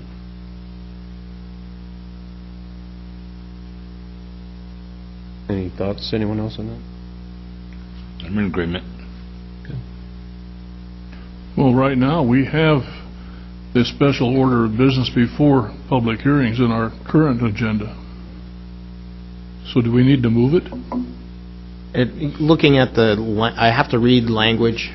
If you're making a change here tonight, I have to read the language, so I have to read the order. And so if you agree, I'll read the language as it will be in the revised code. I appreciate that. So I know sometimes these things can get pretty lengthy, and I just want to make sure the Girl Scouts don't have to stay here till 9 o'clock just to talk about their cookies. Yeah. No, that's great. Thank you. Okay. Please continue. Question on this, Mayor. Yes, sir. if you look at tonight's example, we spent an hour on items that were generated by staff under the special order of business. If we're trying to take the staff items and push them down so that the public items get moved up, or the ones where we know people are going to come, is there a possibility of splitting that out so that if you have the Girl Scouts who want to come and make a proclamation, they can be before that, and the staff items end up after that? So we'd have a special order of business, public special order of business, staff? Something to that effect. Well, because what I'm just thinking of, I just looked at tonight's, and by moving that up, you had a couple things that I think are very interesting for the public, and I hope that they are interested in that, but they were items that were generated by staff. They weren't public hearings or anything like that. And so I'm just wondering if there's a way to break that out to make sure that the public items get up to the top, right, and the staff items get moved to the down lower. I always put presentations before I put any staff reports or staff special order of business. I always put the public first before I put the employees for their items. So do we need to designate that at all, or that's just up to you and your authority? That's fine. Well, Mayor, you'd still have, even with that, again, if you use tonight as an example, you still would have had the presentations that we just went through before public hearings, public actions, because those are under special order of business. Okay, so then the direction then would be to create the two, special order of business public, special order of business staff. Is that overly complicated, or does that make it clear for everyone in that? Mr. Mayor, if we're doing this for proclamations, in the last couple of years or 3 years, they did away with proclamations. But I understand. That was the intent, at least. So maybe that's the whole thing is moot. It went to the consent agenda. Yeah. Proclamations and those kind of things go to the consent agenda. That's what my question was. Then we don't need to. So actually, I'm sorry, we have had presentations like from the American Red Cross. Oh, yeah, and we had the life saving. And I give them in the beginning before the meeting actually starts. I had those people lined up to do their presentations like for 15 or 20 minutes in the beginning. And so that would be the same as if the Girl Scouts wanted to do a presentation. Okay, so I guess I'm still just asking, do we need to do anything? Or would that just simply be to the recorder's discretion to place those items in there? Mayor, we can put something in there that just simply says presentations, and then down below we'd keep that as special order of business. Okay, so we'd insert presentation and keep I special order of business depending where it is, right? That work? Ms. Walke, you happy with that? Okay. So that would be our direction on that then. Presentations, if any, as part of E or as a new F? New F? Okay. All right, that was clear as mud. I'll read it, and if it's not clear after I read it, then let me know. Go ahead. Okay, so there are no more changes. I'll read the title, and then I'll read the order of business as it will read. Your microphone, please, Mr. Epicello. Okay, this is first reading of Ordinance 2015-01, an ordinance amending the Lincoln City Municipal Code, Title II, Administration and Personnel, Chapter 2.04, City Council, Section 2.04020, Order of Business, to modify the council rules concerning the order of council meeting business. And as amended, Section 1, the Lincoln City Municipal Code, Title II, Administration and Personnel, Chapter 2.04, City Council, Section 2.04020, Order of Business, is hereby amended to read as follows. 2.04020, Order of Business. In the conduct of the business of the council, the order of business shall be substantially as follows, except as otherwise provided in LCMC 2.04.027 for time-certain agenda items. A, roll call. B, pledge of allegiance. C, consent agenda. D, council deliberations. E, comments from citizens present on agenda and non-agenda items not involving public hearings or public comment. F, presentations. G, public hearings. H, ordinances. Ordinances may be advanced and considered immediately following a public hearing on the ordinance. And then I, resolutions. Resolutions may be advanced and considered immediately following a public hearing on the resolution. J, special order of business, if any. And then, hold on. K, city manager and city attorney reports. And my computer stopped. L, reports from standing committees. Sorry, that just froze.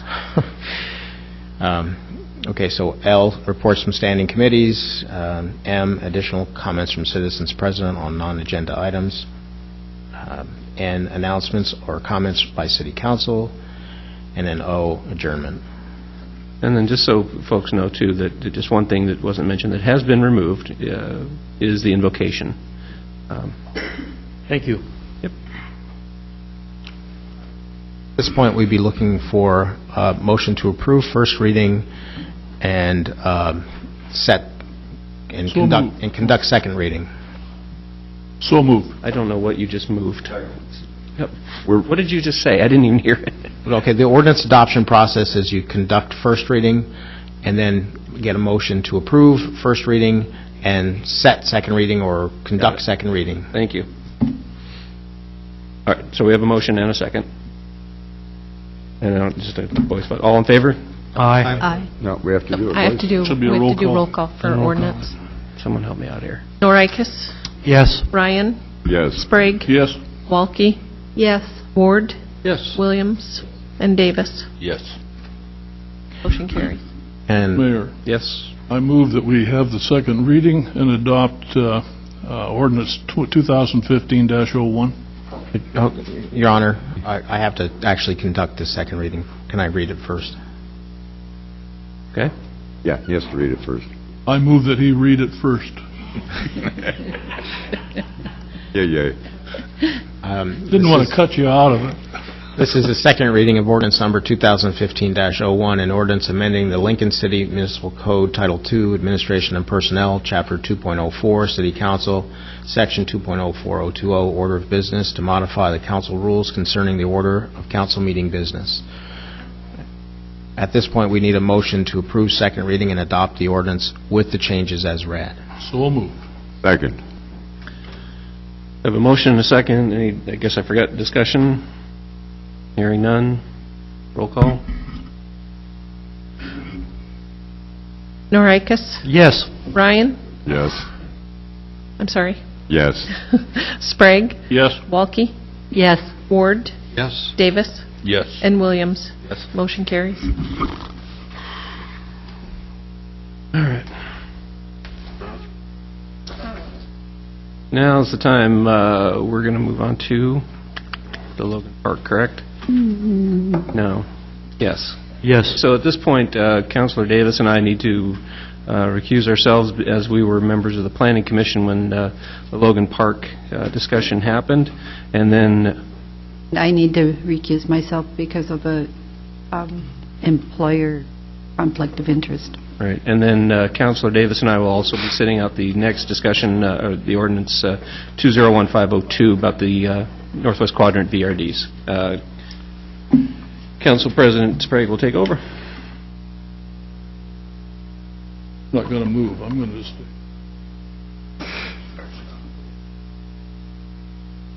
So we're on ordinance 2015-02? G. We're on Logan Park. Did we not? We're on Logan Park. deliberations and public hearings, council deliberations on Logan Park annexation, rezoning, its planned unit development, PUD, preliminary master plan, and development agreement. It's been continued from March 9th, 2015.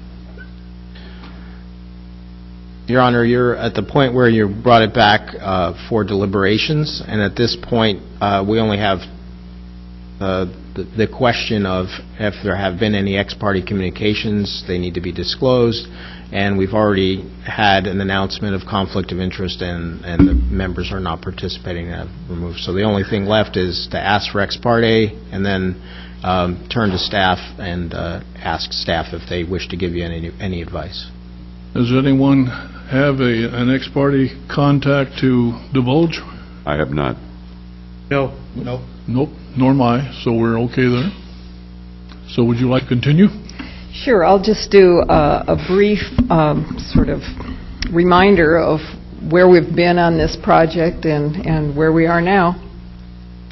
The Logan Park project involves 3 separate actions by the council plus the development agreement. Annexation is the first one. Without being in the city, the city council doesn't have the authority to rezone or to approve a preliminary master plan, so obviously annexation is first. And your decision should be based on conformance with statewide and local planning goals. The comprehensive plan amendment and rezoning is the second of the actions required. The council must decide if the amendment and rezoning meet the criterion goals. And I'll just say that our comprehensive plan and our zoning map are the same map. So that's why we always put those together with a slash in between. And then the third request from the developer is a planned unit development preliminary master plan. The plan could be dependent on the zoning, and so first of all we have to have the annexation, the zoning, and then following that the preliminary master plan for the project. The process to date, and I won't give you the whole first part of it, but the City Council closed the public hearing on February 9th, kept the record open, and eventually closed the record on the 16th of March, and your deliberations have been continued to this evening. To refresh your memories, and those people who are listening, this is the preliminary master plan, and it is for 71 total units, plus a 3.3 acre open space. Here is the property, right here in the middle of the slide. To the north, this is with north to the left. To the north, you'll see the city's water storage tank and rust-colored facility. And this property is the property just as you make the turn to drive down towards the ocean in Road's End. It was clear-cut a few years ago, and it adjoins Lincoln Palisades on this side, the Liberty Inn side, residential development on the west and the north. 2 items I'll point out here is a Port Avenue access. The proposal suggests connecting the subdivision to Port Avenue more as an emergency access than a real pass-through, as was discussed a little bit previously. And also a problem intersection at Port Avenue and Logan, where the visibility is a little bit constricted here by the curve, and we heard concerns about introducing an entrance to the subdivision right at that difficult intersection. So, again, the reason that we're talking about all of these together is because the city had expressed no interest in annexing vacant land when we did the Road's End annexation. So when the developers came to the city and asked, about developing this property, staff said, well, you'd have to give the city council a compelling reason to do so. They're not really looking for more land to annex. And so they have provided us with a plan. They put together a team and came up with a plan that seems to utilize the area well. and to guarantee the results of the annexation and the rezoning, we have tied it together with the preliminary master plan in a proposed development agreement between the developer and the city. The site, again, looking north at the Port Avenue, Logan Road intersection, looking across the property to the Lincoln Palisades, and you'll notice the deep ravine in the middle. That's where the proposed 3.3-acre open space is. Looking down that ravine to the southeast and looking more southward to the hotel. And across the street, residential. The phasing of the proposal is was, as initially proposed, was to do the fourplexes along Logan Road first, followed by some attached and detached single-family along the north, and then the third phase would be more attached and detached, and the final fourth phase. So the question to the City Council is whether we need to annex, and does the city need this 11.15 acres for development? Staff has told you that we do have a lot of vacant land within the community, but this annexation, the question is whether this adds something that we don't have now, and whether it would be damaging to the housing market or to the economy if we brought in more land right now. Is the annexation timely? We do have utilities available, we have services available, so the question about timeliness is basically whether the impact on vacant land and lots already in the city is significant. And does annexation meet our goals? One thing that has been brought out is that there would be improvements such as the Port Avenue intersection and improvements to Logan Park, to joining Logan Road. And so the city also would be getting an easement in that open space that would accommodate any spill we'd ever have from our water storage, which is something we should have had before. That's the first question. The second question is whether the proposed R15 zoning is appropriate. As you recall, I've shown this map a couple different times. The subject property is right in the middle. R15 is a single-family residential zone, essentially. It's surrounded on the east by R17.5, which is slightly larger lots. The R15, the 5 indicates 5,000 square foot lots. The 7.5 is 7,500 square foot lots. On the west side, we have Rhodes End, and that has an R1A zoning. It's a county zoning that it will have for at least 5 years, and that is at about a density of a 6,000 square foot lot. So the red with the hatch marks down here is recreation commercial, although this has actually been developed west of Logan as single-family housing. That development has been designed to have its rear lot lines up at Logan, and it focuses on the cul-de-sacs or the internal streets that serve it. And just directly south, of course, is the hotel. So just a comparison of what how many units would be allowed under different kinds of zoning should, for some reason, this particular development not come to pass. An R15 would allow a maximum of 80 to 82 compared to the R175 and the R110, which are lower. The proposal is for 71, and the intent of the development agreement is to lock the developer to the plan as proposed. Is the preliminary master plan appropriate? Well, we went through in the staff reports through the criteria and found that I do have those criteria listed, and maybe I'll just have a look at them. Well, maybe I don't have them with me. But the criteria are that it is compatible with the existing development and any future development, so the areas around it are pretty much developed, so we're talking basically about what's there.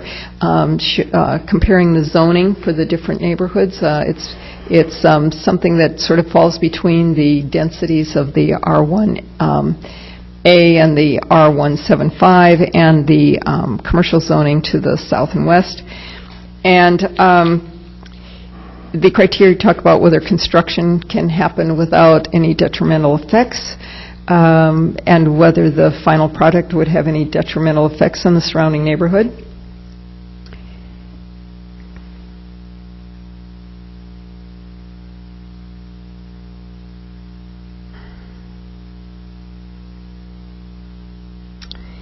And adequate utilities, there are adequate utilities, and whether the number of units is consistent with our code, and it is. The Planning Commission has recommended in a split vote the annexation with the development agreement, rezoning to R15, and has voted 3-2 to approve the planned unit development preliminary master plan. The City Council has called up their approval on the PUD in a de novo hearing, and so that's why you are considering all of them together, plus the development agreement. The development agreement, as the city attorney characterizes it, is like a suitcase, and in it we put all the agreements, easements, conditions regarding the whole package of approvals here, and to make sure that they all are tied together and legally binding. Staff has had particular comments on the planned a preliminary master plan that is in Exhibit F attached to the development agreement. We still have some details to finalize that we can continue to work on with Council's permission if the Council chooses to annex and rezone. So again, what we're requesting of you tonight is to complete your deliberations, to make a tentative oral decision on the annexation, the comp plan and rezoning, the preliminary master plan and the development agreement, make tentative oral decisions that, and then ask staff to come back with an ordinance. I think that's about all I have. Questions of staff? No questions? Stephanie Reed, our city engineer, is in the audience. She's happy to answer questions, and the city attorney has put a lot of work into the development agreement, so if you have any questions for him. I'll just remind you that this is a land use decision, so although there was some comments early on about, well, this is arbitrary and capricious, it's not. All annexation decisions have to be reasonable. They're land use decisions. There's a structure, so you have the case law requirement that the annexations be reasonable, the state statute requirement that it be contiguous, and that it meets the technical requirements of the owner makes the application and consents to the annexation. You also have, separately from that, a requirement in your code that when you amend your comprehensive plan, you do so, this is 1788 of the Lincoln City Municipal Code, you make findings based upon competent substantial evidence in the record that public necessity or convenience, general welfare is furthered by the amendment, as well as the requirement that you make findings that the applicable comprehensive plan policies and goals, as well as the statewide planning goals that are applicable, are met. And staff, and then following from that, if you make the first threshold and the second threshold, then you have the technical requirements of the plan development, and staff has reviewed it against those density bonus questions and all those technical requirements and found it to be in compliance. Then you have the state statutes for development agreements. Development agreements are legislative. The suitcase is a legislative negotiated package, and so we still have to make a finding that it's consistent with your comprehensive plan and consistent with your goals in order to approve a development agreement.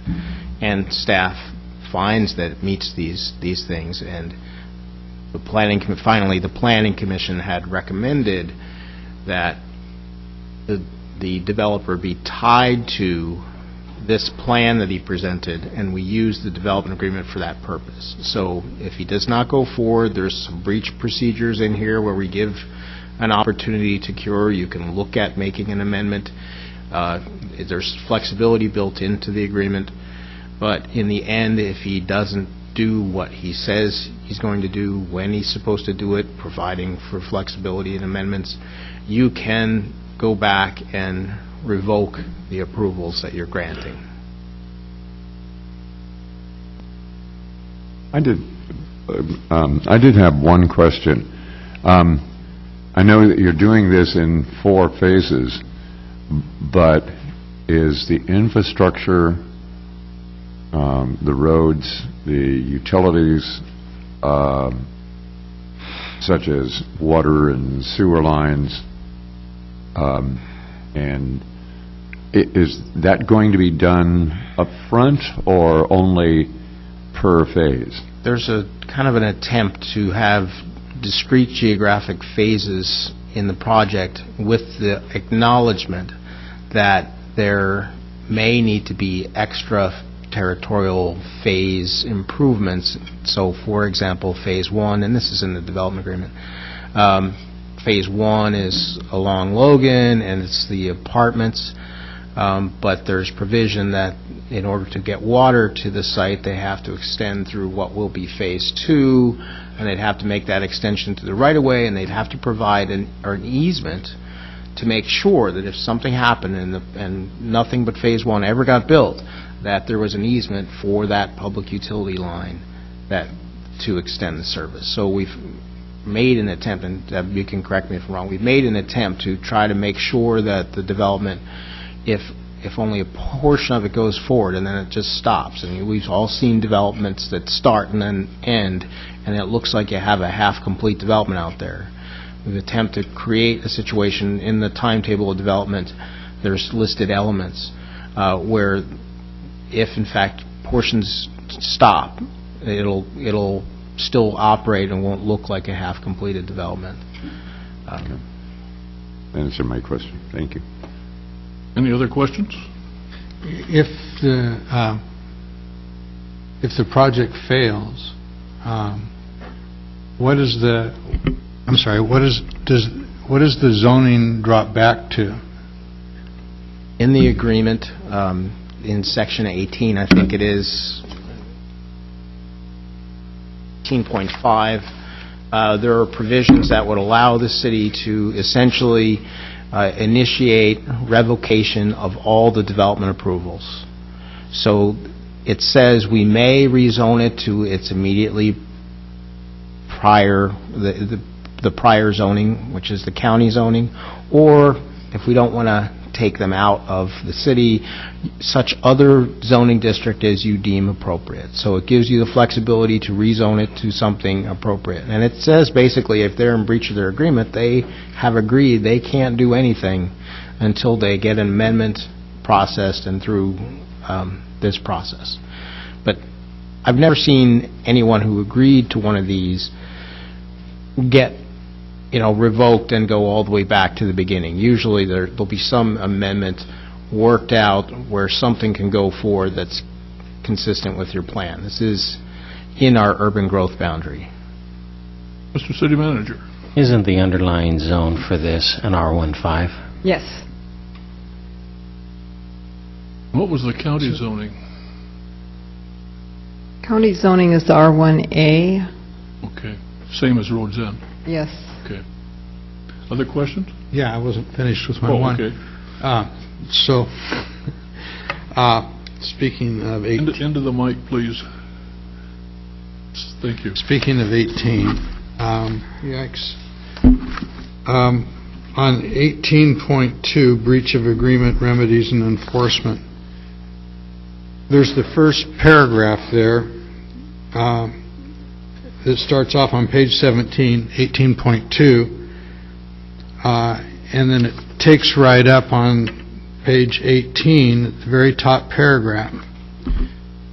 Is this where most of the breaches would be settled in this type of an arrangement, where the developer comes into the city council 10 years from now and says, I can't do this? As I stated, in most cases that I've seen, the city does not say, okay, that's it, you violated the timetable, we're going to revoke you and send you all the way back. Usually there's some negotiated process where they come up with, an alternative to attempt to cure the breach. So this agreement contains flexibility. It does say, strictly comply with the timetable of development. But if the developer needs more time, wants to request more time, he needs to get in prior to a violation and request an amendment. Otherwise, he's in a breach situation.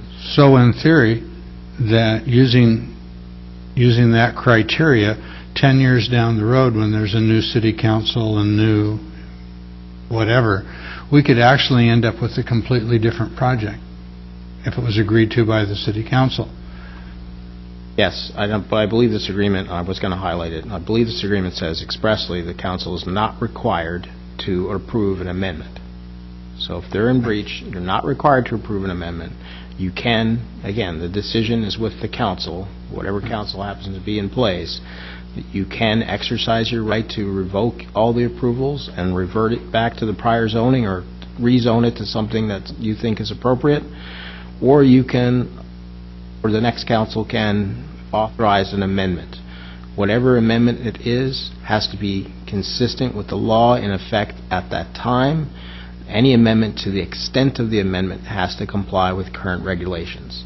So what we try to do when we have timetables of development is to respect the legislative authority of the local government. So if you would adopt an ordinance next year and this development doesn't comply with its timetable and wants an extension, they're going to have to comply with that new ordinance that you adopt next year, because any amendment, to the extent of the amendment, is going to have to comply with new laws. It's called contracting away the police power. What we're trying to do is make sure that if you adopt a law, it's complied with in any new development. But a development that's following in accordance with its timetable, it doesn't seek an amendment, will be protected from new laws.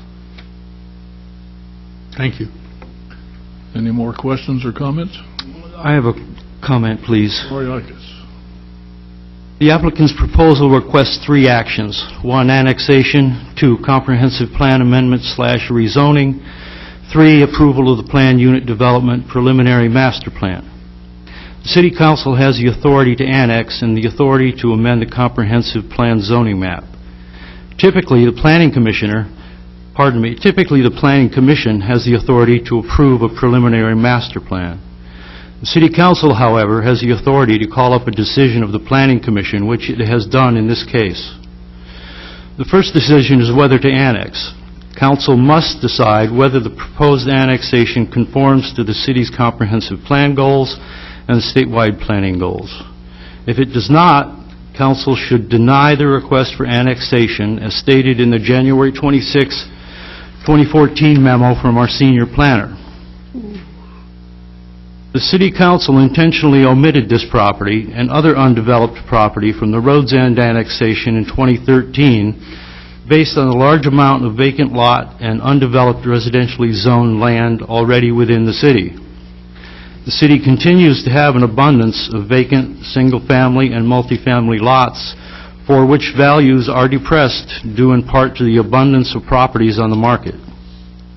The applicant's team provided an estimate of property taxes for the 71 units when built. The question is whether the 71 units built in Logan Park would be in addition to or instead of units built on property already within the city limits. Referring to the comprehensive plan goals as listed in the Planning Commission staff report of August 19, 2014, Planning Goal Number 3, Public Services and Utilities Goal, states, quote, "To plan and develop timely, orderly, and efficient arrangement of public facilities and services which complement the area and serve as a framework for urban and rural development," unquote. One of the policies under this goal, 2.A, however, specifically directs staff to consider the amount of vacant land within the city that already has sewer. Staff has found much vacant land with sewer. Several approved subdivisions went into default in the last decade, resulting in approximately 3 miles of unused or underutilized infrastructure that the city maintains without additional taxes from new homes to support it. The City Council specifically excluded Logan Park's 11.15 acres and other large undeveloped properties from the Rhodes End annexation because the city already had ample development opportunities within the city limits.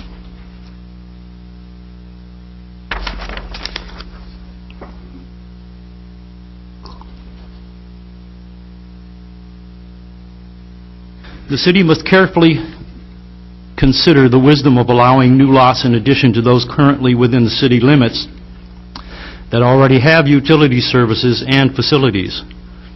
In my opinion, the proposed annexation does not conform to this public utilities goal. The housing goal of the comprehensive plan states to provide for the housing needs of all citizens, unquote.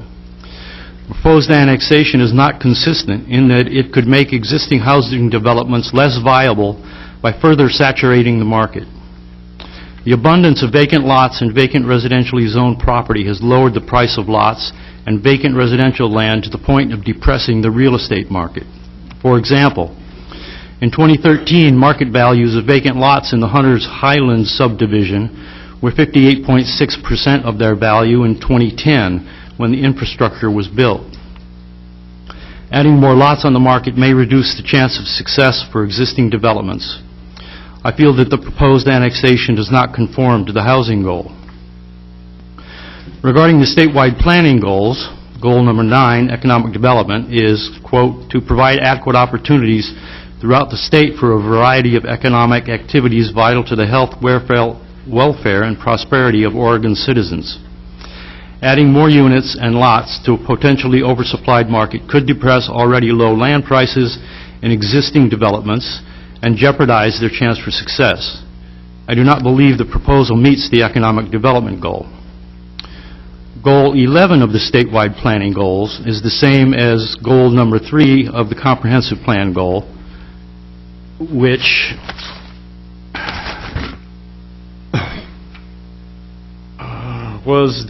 is the public services and utilities goal.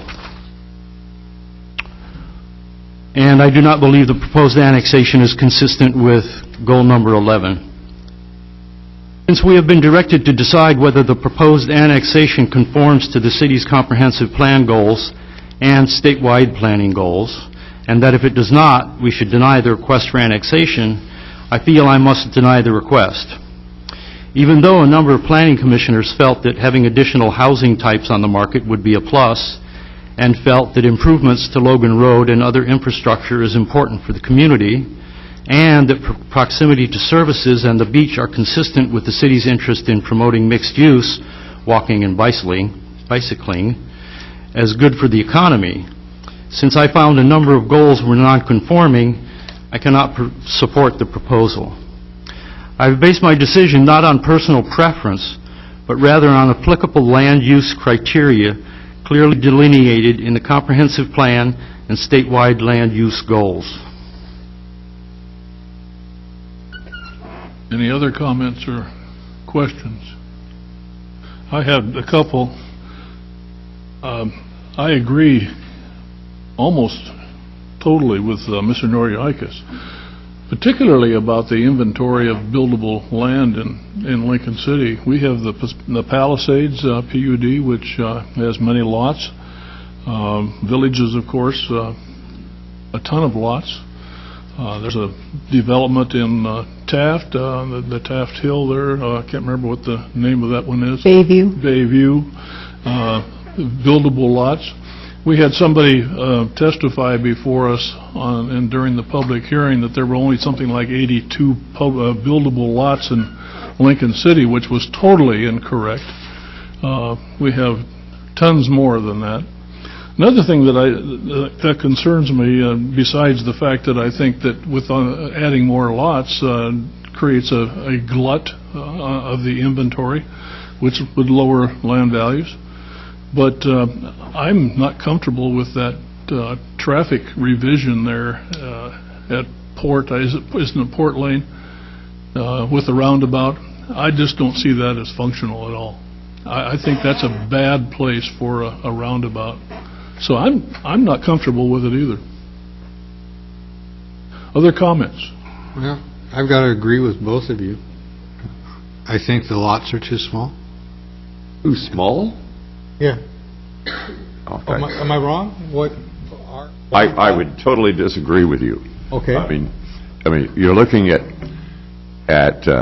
R5, I believe it is. Okay. There's a lot of 1.5s and or R7.5 property that's 4, 5, 6, 3 to $600,000. Local people can't even remotely buy those. Yes, they're sitting empty, and the lots are sitting empty. This is a smaller development.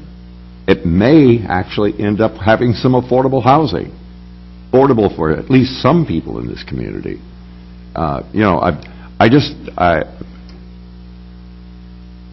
Lincoln Palisades is a wonderful, a development. And if you have that kind of money and you can afford those big lots and those big houses, go for it. And there's a lot of people that do. But if I live up in that area and I see how fast they change hands, which means that somewhere along the line somebody isn't being able to pay for them, so they are selling them. Or they bought them at one price and the land value has gone up and they've sold them. I don't know. There seems to be an awful lot of turnover up in there. So I'm not real wild about I think the roundabout is stupid. It's in a bad location. I don't see that working at all, but there's got to be something to be done there. But that's not the bigger issue to me, is that you've had some attached living facilities along Logan Road, which even if they're just rentals, would provide housing. With walkable to stores, and there's a bus. The bus comes there, or right down the street. I don't like looking at the ugly eyesore that I drive by every day, and if we don't approve something, it's going to be there for another day and another day. But I think that this plan is far better than the plans that we've seen before. And while I'm not wild about it, I'm certainly not opposed to it. I think that we have an opportunity here to create something out of a sow's ear, frankly. And I think if it works, it works. We have a lot of other pieces of property and stubs of roads around the community where development didn't work. That's one of the things that I liked about Lincoln Star Resort. I don't think we were legally able to, but we required them to put all the infrastructure in the ground first before they could build a stupid thing out there. And it worked. They keep filling it in, but everything was there in case they went gunny sack. We weren't picking up the pieces like we have done in so many other places. But is it the perfect plan? Probably not. But it's certainly better than anything I've seen, and I think that there is some promise, and so I just disagree. Anyway. So, I think the lots are too small. I think it's overcrowding. It's too much for me, and I think it's a traffic jam waiting to happen. Yeah. And I think by the time you put in, one of the reasons I don't care for those small lots is things tend to get to VRD-ish, and you need a place to park the cars. And if you don't plan for that at the inception, then you become victims of it 10 years down the road when people can't get in and out and there's too much traffic. That's why I think it's a poor decision to put it there. Any other comments or questions? I know staff has put an awful lot of work in on this, but I'm not inclined to support it at this time. What's the pleasure of the council? Well, I'll make a motion, Mr. Chair. I move that we deny the Logan Park proposal for, request for Logan Park annexation. Is there a second? Okay. Any further discussion? I'll second it, sorry. Okay, let's have a roll call, please.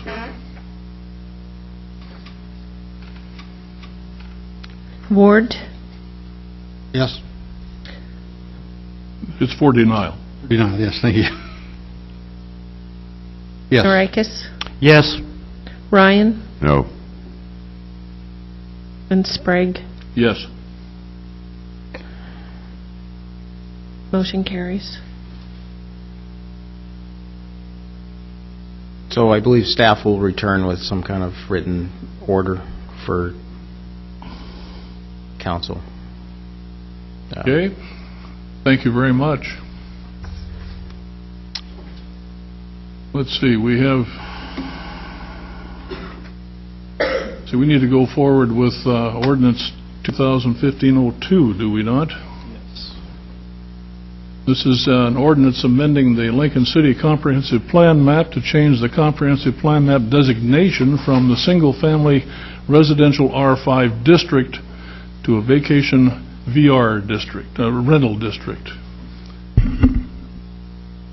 Townsend. Mr. President, you have your draft ordinance before you. I understand that there's some concern over whether I got the map accurate or not in what's proposed.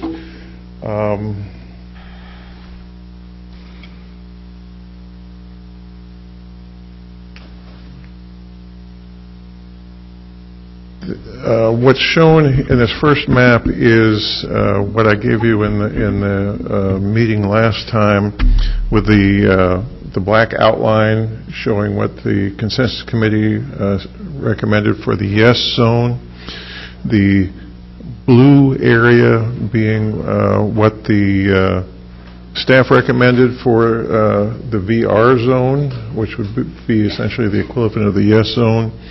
The red cross-hatched areas, one at the north and one at the south, are areas that the Planning Commission recommended not be included, and the green cross-hatched area is an area that the Planning Commission recommended be included.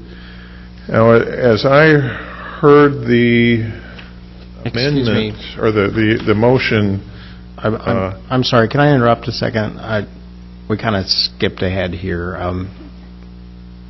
I apologize. We concluded deliberations and you made a motion and asked staff to bring back an ordinance, but technically, since this is still a land use matter, and we have two counselors that are not participating due to conflicts of interest, we should ask whether or not any counselors have had any ex parte communication on this matter. Okay. Have any counselors had ex parte contact regarding this issue? No. I have people come up to me in the store and bend my ear whether I want to hear about it or not, but yes, but it hasn't changed my mind. Okay. Anyone else? Yes, I did. I had someone come to my place of business and talk to me about a certain property. Okay, so can you identify, both of you actually, the substance of the ex parte communication? Was it a specific property or a specific request? Me? Yeah, I guess. Well, mine was just to dump the whole thing. Okay, so the substance was just don't go forward. Right. And Counselor? Mine was about a specific property on 39th and north of Kiel. I'm sorry, east of Kiel on 39th. And anyone else? And was that request to add the property to the Correct. zone? Okay. I had a similar request. In the mic, please. Oh, sorry. I had a similar request from an individual. You recall the location? It dropped by my place of residence. No, the location where they wanted to add I it. don't recall the location, I'm sorry. I had a general email from an individual who said that we ought to dump the whole thing. That was it. Nothing in specifics.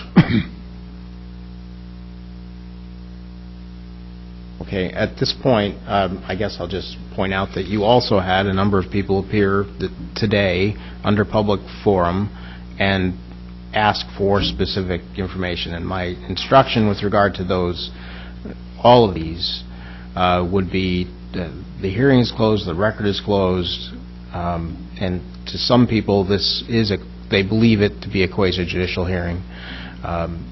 If you apply the test of Benton County four-wheelers versus, I can't remember the name of the case now, Strawberry Hill or something, it's probably legislative in character, but when people get up and they ask you about a specific property, to them it's very quasi-judicial. So some people may believe it's quasi-judicial. So we disclose the ex parte communications, and we also had some right here today. And I guess I'd ask you to, I'd like to read a portion of the script, but I don't have it in front of me.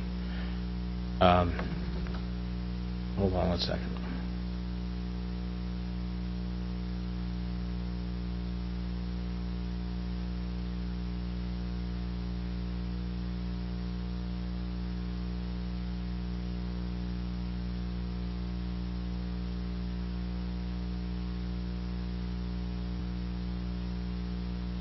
Okay, could you, those that have disclosed ex parte communications, do you agree with the following statement? I have not prejudged this application, and I am not prejudiced or biased by any potential conflict, prior contacts, or involvement, and I will make this decision based solely upon the application of the relevant approval criteria and standards to the facts and evidence in the record of this proceeding. I would agree with that. I would agree. I agree. Chester, do you agree? I've had none. Okay, I agree as well. Okay. At this point, and I mentioned this earlier, you know, you can announce that any person that wants to rebut the contacts that you had should have the opportunity to do that. Problem is that will probably create yet another ex parte communication.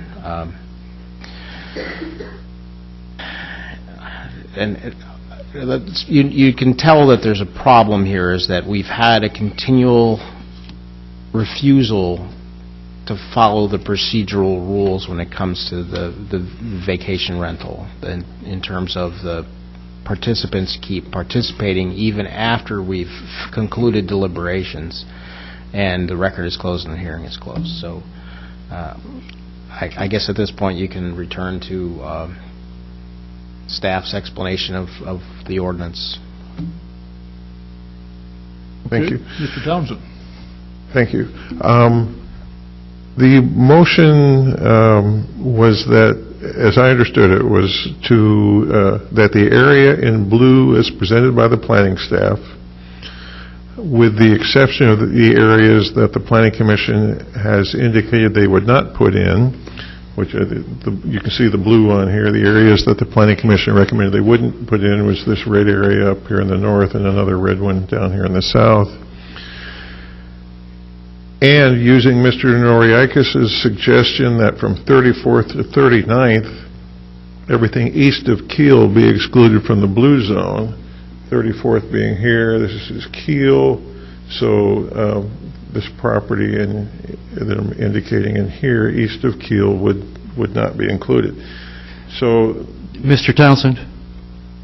I'm just saying, this is what I ended up with. Now I've heard that maybe I got it wrong. And that some people may have understood that everything south of 34th would not be included. And so I wanted to check on that, just make sure what people wanted. Initially, I had some confusion about what to do about these lots along the north side of 39th, because in one sense, they're east of Kiel, in another sense, they're not, because Kiel doesn't go up there. I took them out on this map based on discussions I had with some of you immediately after the meeting, but the bigger concern is for below 34th. What I'm sensing is there may not have been a meeting of the minds, but maybe it's just that I got it wrong. I don't know. Go ahead. If I may, Mr. Townsend, I think you're right that there was not a meeting of the minds, and I'd like to return the matter to deliberation. So I would move that I make a motion that we reconsider. I second it. Discussion? And this would just be on the motion to reconsider, not on the actual thing. Hearing none. All in favor, say aye. Aye. Opposed? No. I don't get it. I don't know what we're doing. Well, we're going to reconsider. I know. I made the motion, and that was the motion that he described as the motion I made. So I don't understand what the confusion was. As I understood it was all of the blue, and then except what the Planning Commission had crosshatched in red. At Kiel, and there was nothing about below 34th. There was absolutely nothing about Well, I would, with all due respect, Mr. Ryan, my motion had to do with the area north of 30th Street. And Mr. Townsend misheard me or misunderstood me and presented us with a map in this packet that did not reflect my motion. So, I made a motion to reconsider, and now deliberations are open again, and we can vote again. Okay, then you're going to need to explain to me what you're saying, because I'm not... I will be happy to. Okay. Mr. President? Yes. We don't have minutes from last meeting, but it's my recollection that there were two motions. The first one did not pass, and the second one did. Yeah. Actually, I went back and looked. There were three motions. Mr. Noriakis' did not pass. Mr. Ryan made a motion that did not pass, and then he made another motion that did pass. Okay. And actually, the language I read to you was verbatim of what the motion was that passed, which was not your motion, was not yours, Mr. Noriakis. It was Mr. Ryan's motion. Could you read that again, the one that passed? Okay. What Councilor Ryan said, I'll move that the area in blue, as presented by the planning staff, with the exception of the areas that the Planning Commission has indicated they would not put in, and using Mr. Noriakis' suggestion that from 34th to 39th, everything east of Kiel be excluded from the blue zone. So this is the area that the Planning Commission had recommended be taken out, this red down in the southern part. This red also, in the northern part, the Planning Commission recommended be taken out, but since that's east of Kiel, that wouldn't be included anyway, and north of 34th. So what ended up being taken out was these 10 lots here, 52 lots here, and 20 down along here to create this map. As far as I was concerned, I was voting on from 30th to 39th, west of Kiel. That was what I thought I heard. Ditto. Wasn't what I said. I wonder, Mr. President. Sure.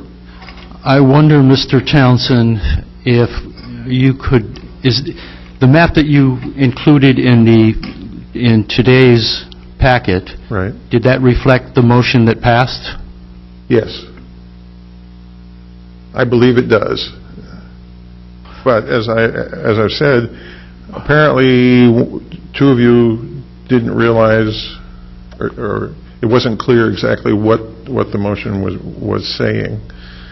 And so you're reconsidering that, whether, what you wanted to accomplish. I thought it was clear as could be. It was clear that what Mr. Noriaka said was the 30th on north to 39th west of Kiel, and that was outlined on the map and the whole works. Well, I mean, it wasn't shown on the map, but I mean, with the presentation, after it was cut down from what you show there, that... If I could, Mr. President, at this point, we've had a motion to reconsider, a second, and you voted, and I thought it was about 4-1. I didn't actually hear everybody speak. But there was you're basically, now you're reconsidering it. So I realize that there were maps the last time and maps this time, but now you're back. It's back before you. You're deliberating, and you can make new motions about what you'd like to do. And it's pretty clear we didn't have a meeting of the minds. So now you just need to proceed, and if you need more time to think about it, you can continue deliberations. I wouldn't, because we seem to have people wanting to approach you and talk to you about it ex parte, and we really don't want that to happen anymore. But at this point, if you can come to a meeting of the minds and give direction to staff, we'll make whatever changes we can, and then I would recommend that we advance this item on the agenda next time before public forum. So our options are then to approve what we see on the map that Mr. Townsend has shown, or another option, whatever the motion would be. Yeah, well, clearly you have a map before you that's attached to the ordinance, and if that's what you want to do, then some motion maker can make a motion to approve what's presented. And then if you want something different, then someone could make a motion to bring back a different map.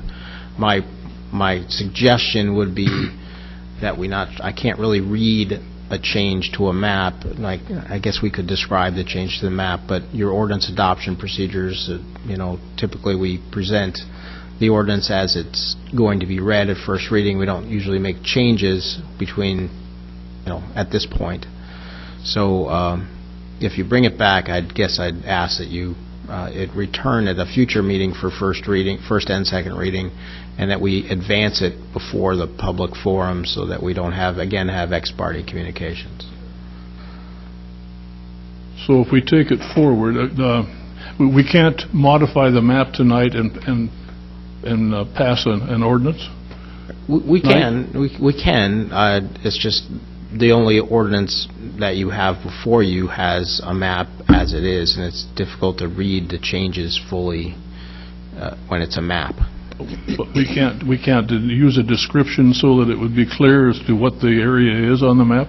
I think you can do that if you'd like to. It's just not as easy to do as reading words on that. But there's also the list of affected lots,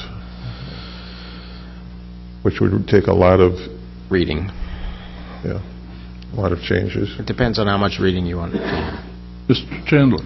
I know there's a risk of the ex parte communication, but you can already see from tonight that there is confusion as to what the motion was, what the boundaries of this area were. I think if I was in your shoes, I would want to see whatever you described tonight. If it's something different than the map that's proposed before you, I would want to see what that map looks like so that I know exactly what it is I'm voting on. If we take this forward, I will not be here for the next 3 meetings, so who will preside? You won't have the mayor and you won't have the president reside? How's that handled? Do you need an ad hoc? Yeah, you need an ad hoc council president. Okay, all right. Further discussion? Mr. Norikis. I would move, Mr. President, that we direct staff to come back with a map delineating the northwest VRZ southern boundary being Northwest 30th Street, northern boundary Northwest 39th Street, and all properties west of that line. Of what line? West of what line? West of Northwest Lee Avenue. Lee Avenue. So,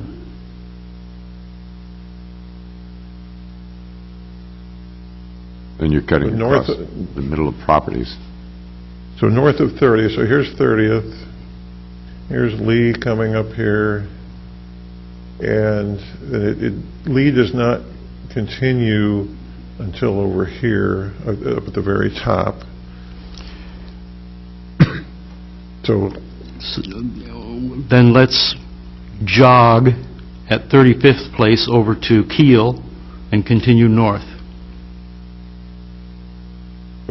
just go up Kiel, and then what about north of 39th? There's a little section in there. 5 lots, 6 lots. If council members would like to include that, I'm amenable to it. Okay. I can go either way. Just to make clear, there's two things about north of 39th. One is the area that would be west of Kiel if Kiel went through, and the other is the area that would be east of Kiel if Kiel went through. At least, what I believe you heard is that at least that area west of the alignment of Kiel would be included. I'm not sure what you're doing about the area east of Kiel. In other words, these lots right up here. Mr. President? Yes.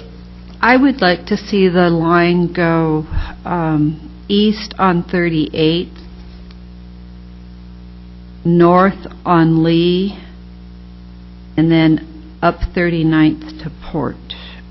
And the area north of 39th included in the VR zone. That's an area that the backyards are to woods. They don't disrupt neighbors, and it's within walking distance to the casino and to shopping. North of 39th is a good VR zone, I feel. And I'd like to see it go up 38th and over to Lee. That's agreeable with me. Before you go any further, are you saying that you do not want the blue zone any further south than 30th? Yes. So you're going to eliminate all of this between 30th and 21st? Yes. Okay. Ms. Walke, would you identify that section again, please? You're going, North of 39th. no, I mean before that. When you're going, you're starting at 30th and going up Lee and then jogging to Kiel, then going up 38th. Well, since Lee doesn't go through, I'm thinking jog at Kiel and then go up 38 so you catch Lee again. Oh, it's to Lee, not the next street up. That's more residential. Okay. You're talking about going to Lee and then all the way along on the north side of 39th. North 39th. From Lee west, then north of 39th. Correct. East. No. Lee west. From Lee west on 39th, down to the intersection where Between you drop 38th out. and 39th, between Keel and Lee would be included. So this block would be included. Correct. And across the street on 39th. Clear up to Port. Which is here, so you're talking about these orange ones on the north side of 39th being included. Is that correct? Oh, okay. They all have backyards that, So it would be like these are green or yellow, or I'm sorry. all that was blue in the original one. Yeah, Right. so. Clear up to the commercial area. So maybe I can, well, I don't know if there's agreement on that, but I'll just say what I hear the proposal to be is starting here on 30th, then going up Lee to 35th, over to Keel, to 38th, up Lee again, and then out 39th to the general commercial zone. North of 30th. So the properties on the north side of 39th would be included. The block bounded by 38th, Lee, 39th, and Keel would be included.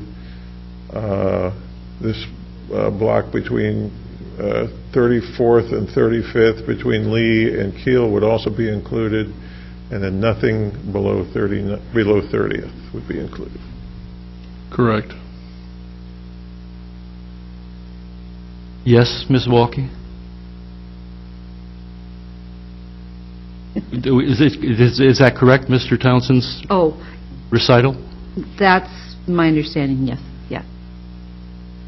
Now, was that included in your motion? Or did you amend your motion?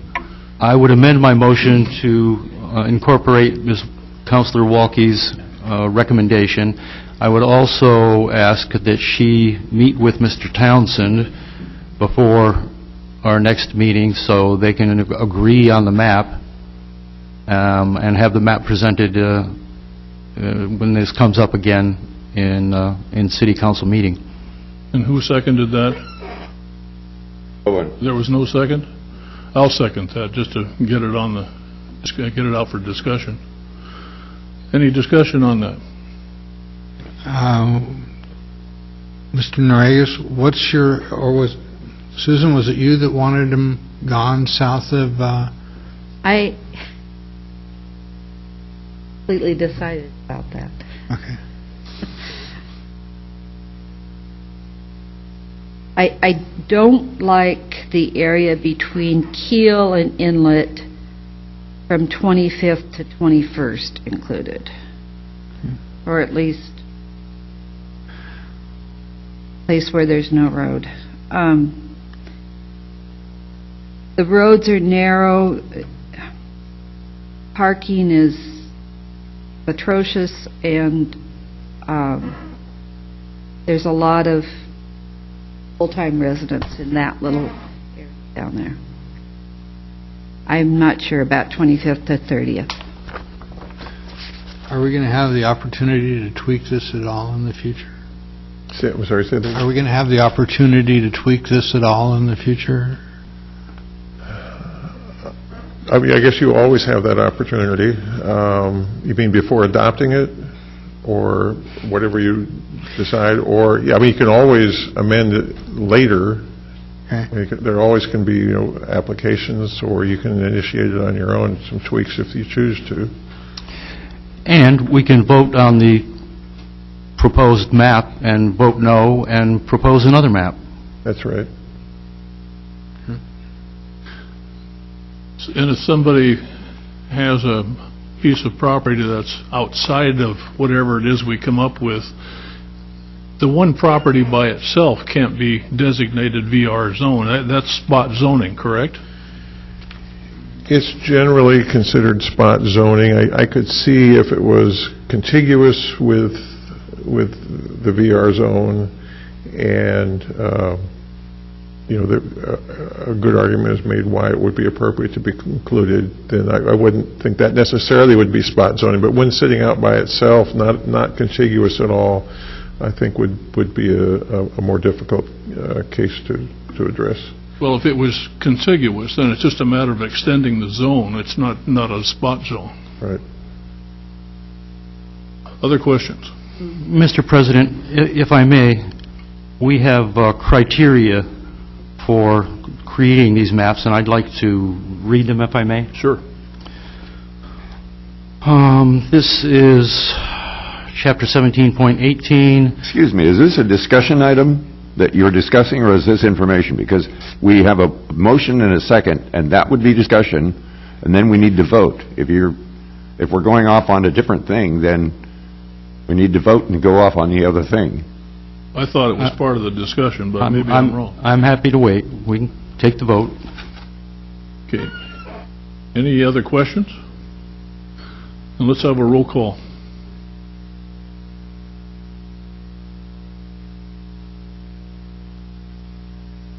Ward, No. Norikis, Yes. Ryan, No. Sprague, Yes? Walke. Yes. Motion carries. Mr. President, Yes. before we continue on, may I have clarification on the motion to reconsider? That motion, I thought that Councilor Ryan had stopped the motion, or did you vote no? I voted no. Okay. All right, then it's... Okay, so where do we go from here, Mr. Attorney? I would recommend that we return with an ordinance with the map as you just described, and I would recommend that we move the ordinance forward on the agenda before public comment. And you can, I realize that you'll be one counselor short if we bring it back in the next 3 meetings, so you could consider going 4 meetings out if you wanted to make sure you had the same number of people. I don't like the idea of extending it that way, but I think that it would be better to have more people participating than having it down to a bare minimum. The VR is subject to the LUBA appeal. LUBA expects to make a decision by the end of April, so delaying it isn't really going to have that big of an impact. Can we direct then to go out to the 4th meeting from now to have that brought forth? We'll do that. Okay. Do you want a date for that? Yes, that would be a motion to return with the ordinance on... With the new map. With the new map. Be the 2nd meeting in May? 2nd meeting in May. Yeah. Correct. So moved. Is there a second? Second it. All in favor say aye. Aye. Aye. Opposed? No. It carries. And, Mr. President, I guess what I would suggest is that if you are approached on this because some people, as it relates to their property, believe this is quasi-judicial, although it probably meets the test for legislative action, I would just politely decline and say I can't consider it at this time. It's still before council, and I don't want to have to make awkward ex parte disclosures. Okay. I think that's it. Thank you, sir.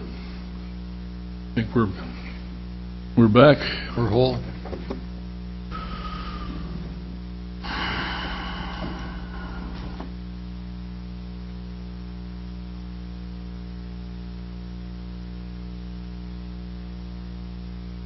You, Council President Sprague, for sitting in on that.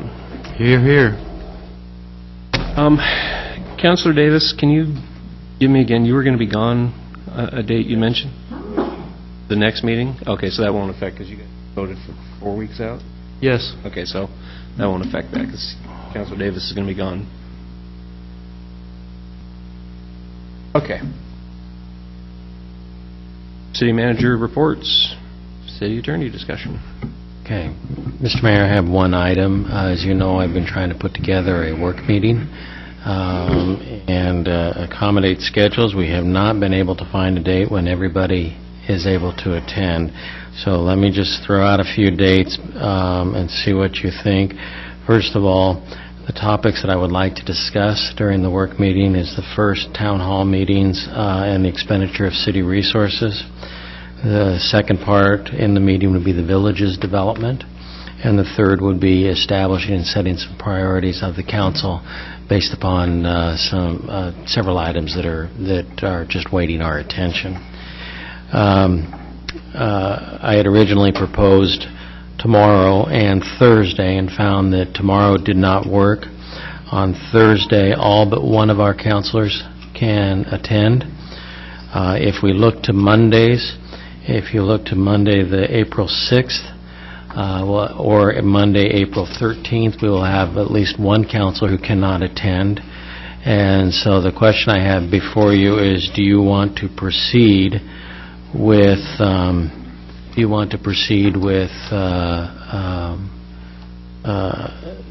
a work meeting on one of those 3 dates, or do you want to wait until a later time? Can you give me the dates once again? Thursday, March 26th. These will both be from 4 to 6 p.m. Monday, April 6th, or Monday, April 13th, or do you want to wait until sometime in May? Now, let me add one little bit to that. The town hall meeting and the expenditures of city resources has become an issue where I need clarification from you. I actually need you to vote on how to proceed with this.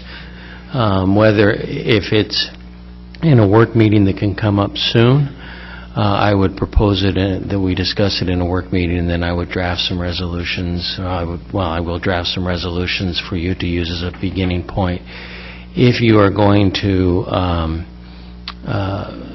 wait until May, this item has become important enough for the staff that I would put it on the next agenda as a discussion item. I'm good on the 26th. Pardon me? I said I'm good on the 26th. I'm good on the 26th. I'm not. Yeah. We have one counselor who is unable to attend on the 26th, and then I know of at least one council member who's unable to attend on the 6th and the 13th. So essentially between now and in May, you will be at least one council member short. Yeah, you can do without me. Not next week. Yeah. This Thursday. I'm gone on Thursday. I'm gone the 6th to the 15th. So. Okay. So we're only missing one on Thursday, the 26th? Yes. No, we're missing two. Councilor Sprague won't be here, and Councilor Ryan, you are not available on the 26th? No. So we're missing two. Mr. Sprague, you're not available Thursday? It depends on what time on Thursday. It'll be 4 to 6 p.m. At 4? Yeah. I could do it at 4. Yeah, it would be from 4 to 6 p.m. I'm the only one. I odd man out on this one. I can't do it. Is it of great importance? Yeah, I'm in a play. No, not. I don't mean it that way. I mean, is it okay if we went ahead without you? Sure. Okay. You can meet in mine either. The play is important. The play is the thing. Okay. Well, that works then. 4 to 6 Thursday? Thursday from 4 to 6 p.m. This Thursday, the 20th. Yes. Northwest Conference Room. Yes. And Councilor Ryan, I would never question if anything was important that you were doing outside of here. I don't ever want that to come across that way. I have a bad way of phrasing things sometimes. Oh, I wasn't concerned one way or the other. Okay. All right. It for you then? Can I just ask, Your Honor, the work session or special meeting? Are we going to take action on the 26th on any items, or are we just going to? No, it's a work meeting. So no final action will be taken? No. Okay. They're in a regular meeting. Okay. So good. City Attorney? Announcements? Comments? Council? We've got citizens first there, Mr. Mayor. Okay. Oh, there we go. I'm sorry, guys. I picked up the bum glasses tonight. Can't read a thing. Now's the time for additional comments from citizens present on non-agenda items. Ladies first. Wow.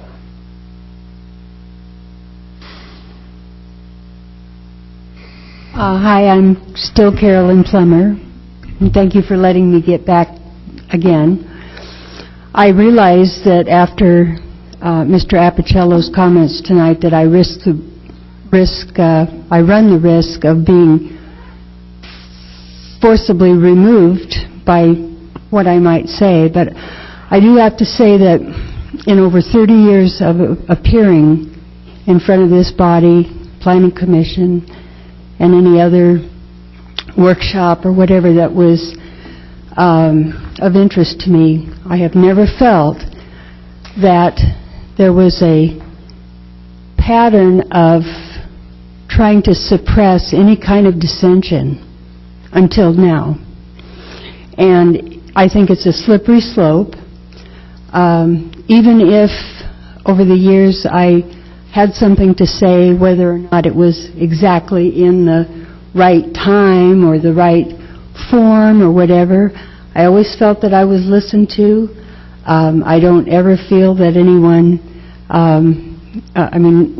there's been many times that y'all didn't agree with me, and that's fine. I don't expect that. But I would expect that the public would have some leeway so that they could express their opinions. When I say this appears to be a pattern that's developing, and I think it troubles me a lot, another example is the two last ordinances that were enacted that are being challenged in May in the election. The punitive nature of that, parts of it is designed to suppress anyone from objecting, and that's the part of the whole situation that I have found the most distasteful. If a person, a current VRD owner, is not satisfied with accepting the 180 nights of, quote, settlement, unquote, and they feel like they want to approach the city to make a case where they are entitled to more than 180 days, and if they don't succeed, the penalty and the punitive nature is just not right. And so that's one more example of I feel like the city government now is trying to suppress any kind of dissent, and it bears watching. So, and if I need to be removed, I'll go willingly. Thank you. Thank you, Carolyn. Appreciate it. Anyone else?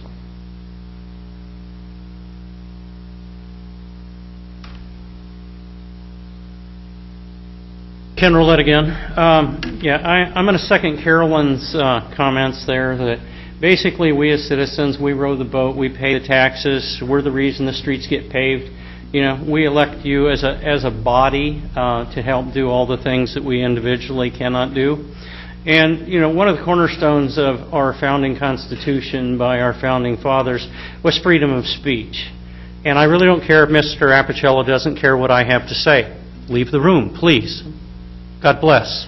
The citizens have comments to make. They have insights.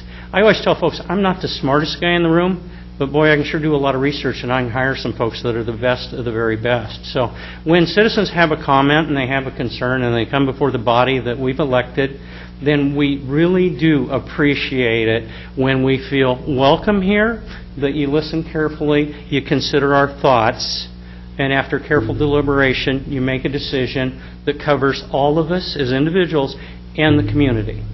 And, you know, if there's people in this government that can't say please and thank you to me as a citizen, a voter, and a taxpayer, then I ask them to kindly take up whatever hobby you wish. But please do the citizens of Lincoln City a favor. Go find something you love to do, because we really don't care to be chastised when we're paying the bills. So thank you on that order. Last item I'd say is I really would like to see an economic policy developed for Lincoln City, whether you're talking about anchor tenants throughout the town, the infrastructure that's going to support it, to really make this town a going concern and a success for all of us. Let's attract everybody we can with all the money they have to make this a wonderful place for all of us. Thank you. Thank you, sir. Appreciate it. Anyone else? All right, now I think I've actually hit the right spot here. Announcements or comments by City Council? Anything, anybody? Yes, please, Mr. Mayor. Yes, sir. I would like to recognize and congratulate Senior Officer Oscar Escalante. The Oregon DUII Multidisciplinary Training Task Force awarded this man the Trooper Maria Mignano Dedication to Duty Award. It is one of the top recognitions offered by the task force and is decided upon by the DRE peers who serve on their board. This award will be officially presented on April 24, 2015 at their annual training conference in Canyonville. Congratulations to Officer Escalante. Also, I attended the annual members meeting of the Lincoln City Cultural Center. I believe it was last Saturday, and it was a good report, I thought. Event totals are up, and the volunteer hours are up. And this report is available at the Cultural Center for anybody who's interested in it. I also went to a Council of Governments meeting recently and received the draft work program and budget fiscal year 2015-2016, if anybody on the council or the public is interested in this. And I would like to let everybody listening and or watching know that part of the Council of Governments programs include Aging and Disability Resource Connection. This is information and assistance for anybody who is aging and or disabled. They have innumerable programs for helping folks, and the office for Lincoln County is located in Toledo. The phone number, toll-free number, is 1-800-282-6194, and the local number for that office is 541-336-2289. So if anybody is interested in assistance in any number of fields, this Aging and Disability Resource Connection is a very good source.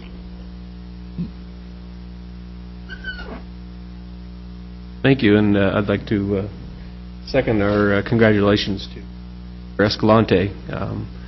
Got to know him over the years, and he is a real credit to our police force and to our community. I have just a couple announcements. On the 3rd of April, my wife and I are going to be serving as hosts for a free spaghetti dinner. This is going to be sponsored by Sambo's and Men's Ministry that meets there. It'll be from 5 to 8 p.m. April 3rd. It's just a chance to come out and say hi and get a free dinner. We are accepting donations of canned goods, but you don't have to bring them. But if you do, we'll give them to the food pantry. Next, we also have, it's Salsa Night at the Eventuary. Coming up on Thursday. Solve, is the 28th, the great litter pickup there, right? And that's going to be at the Road's End, D River, and was it 32nd Street? Anyway, something like that. 51st Street. 51st. And I think that was it. So, no further ado. Oh, I guess I do need to ask one question. Going back over council rules and such. One thing we haven't done, and I haven't seen previously, was a motion to adjourn. We've just been adjourning. Comfortable with that? The mayor or the presiding officer can adjourn the meeting at any time Okay. under Robert's rules. All right, fair enough, then. I just don't want to rock the boat. We're adjourned.